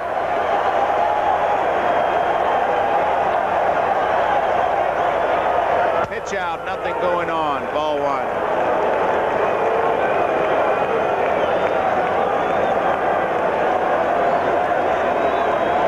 It was Aikens who got the big base hit off of McGraw. It's in the 10th inning to win it. Ball two. Dallas Green.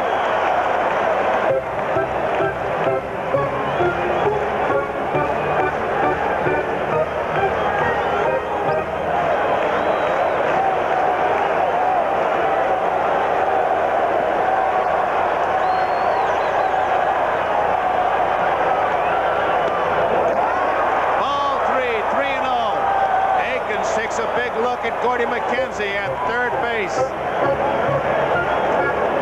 There is Willie Aikens' mother, Lucille Aikens.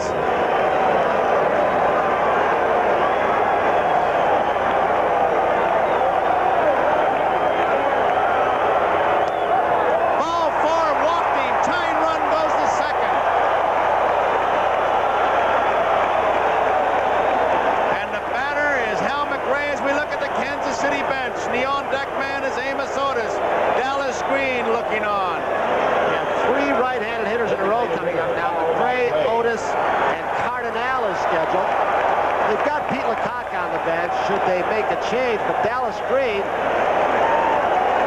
has not popped out. Somebody is working a pinch runner. There's Green and Starrett. The pinch runner at first base for Aikens will be Onyx Concepcion. Al McRae hit the ball hard in the second inning, but was out. He flied to right. Hit a long fly to right field. You saw it. Beck McBride. Did he catch it? Did he not? The umpire said yes. And then he had a double down the left field line in the seventh. The on-deck man is Amos Otis, who's been red hot. Home run in the single. McGraw trying to pitch out of a jam. One out. Well hit left field. Near the stands. Hunts are there. Can't get it. Foul. Just barely foul. Look at Tug. That says it all. Look at that. His pacemaker just blew. I think what Tug might have been worried about, he threw that ball inside off the plate, but that little bit of a wind started drifting it back toward fair territory. That was close. One strike and a long one. White at second base. Concepcion, the pinch runner at first. One out. 4-3. Phillies lead. Bottom of the ninth. One hop. The second out. Could only get a force play. It was a broken bat, and Boa made a nice play. White's at third, the tying run. Amos Otis, the batter. He's been hot. Because he was playing McRae up the middle. McRae is not a pull hitter, even though he pulled the ball foul to left. McGraw makes a good pitch, got it on the handle, and Boa ran 8-10 steps to his right on a sharply hit ball, even though the bat broke, Tom. You know, the words of Dallas Green, I was talking to him in the clubhouse after the game last night. He says, we haven't done anything easily all year long. There's no sense for us to start now. And Tug McGraw's got 2 outs, but he's got runners at the corners, and he's not getting out of this inning very easily. The Royals are making it as tough as they possibly can. Otis is 2 for 3. Struck out in the second, single in the fourth, hit a home run in the sixth. He has 11 base hits, 2 short of Richardson's record of 13. Out comes Herm Starrett right now. He started to go out. He was called back by Bobby Wine back to the dugout. Time is out. They gave him some more information. I think he's going to Boone first. This is something he does. Could be too, Tony, that they're going to set. They will not take the bat out of Otis's hands, I'm sure. But you got to think about all possibilities. You got base runners at the corner, and they're going to talk how to pitch to McRae and to Otis, and watch McRae and White on the bases. Jim Fry, Dallas Green, 4-3. Phillies lead, bottom of the ninth. Tuesday night, Carlton against Gale in Philadelphia.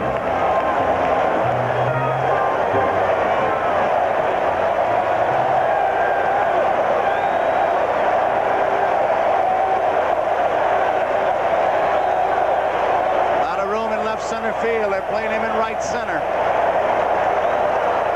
Almost as if to say throwing the screwball and playing that way. See what happens.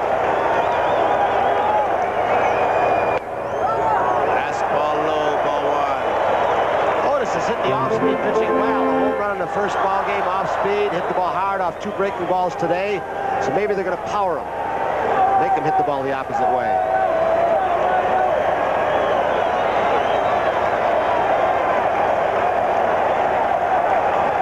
Fastball he can handle, as you look at Frank White at third, and McRae at first, is a fastball up and out over the plate. They want to keep the fastball down. They want to keep the fastball hard inside if they are going to go with the hard stuff.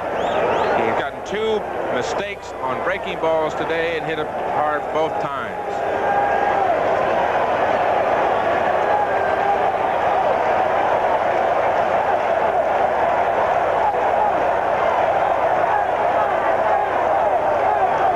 Ball is low, and it's 2 balls and no strikes. And McGraw falls behind. Nice play by Boone. I'll tell you, someday, I guess, they'll have some kind of a record in there for when catchers do block a ball in a situation like this to save a run. Big play. 2 balls, no strikes, 2 outs. White, the tying run is at third. McRae, the winning run is at first.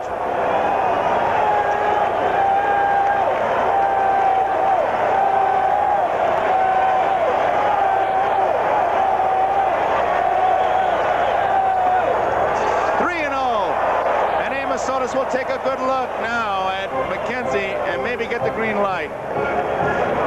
The on-deck batter is big. Philly fan as opposed to the Royals fan. We saw White's at third, McRae's at first. 2 outs, 3-0 the count.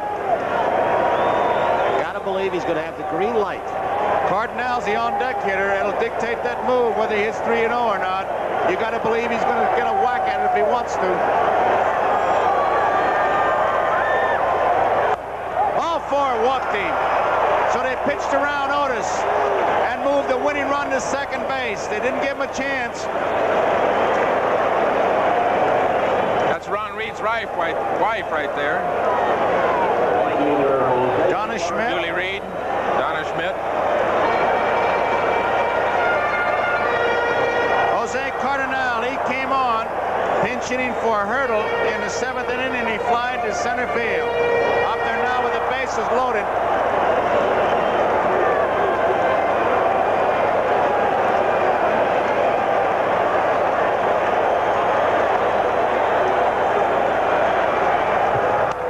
Foul ball. Strike 1. Jose has never been much of a base-on-balls hitter. He goes to swing when he leaves that on-deck circle.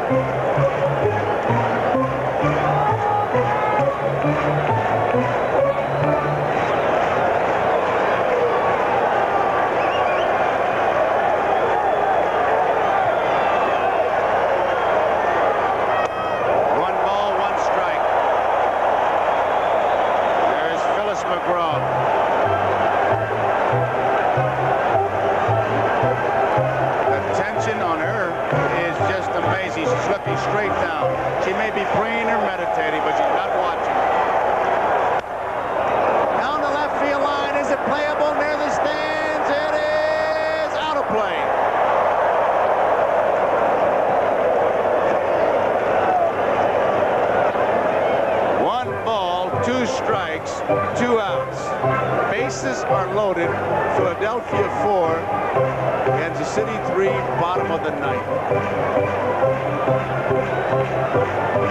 Jose Cardinal.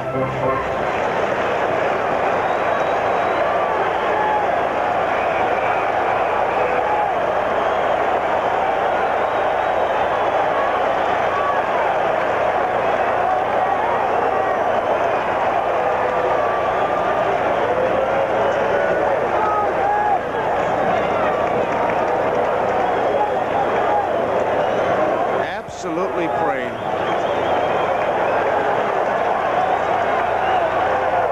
Broken bat, foul ball.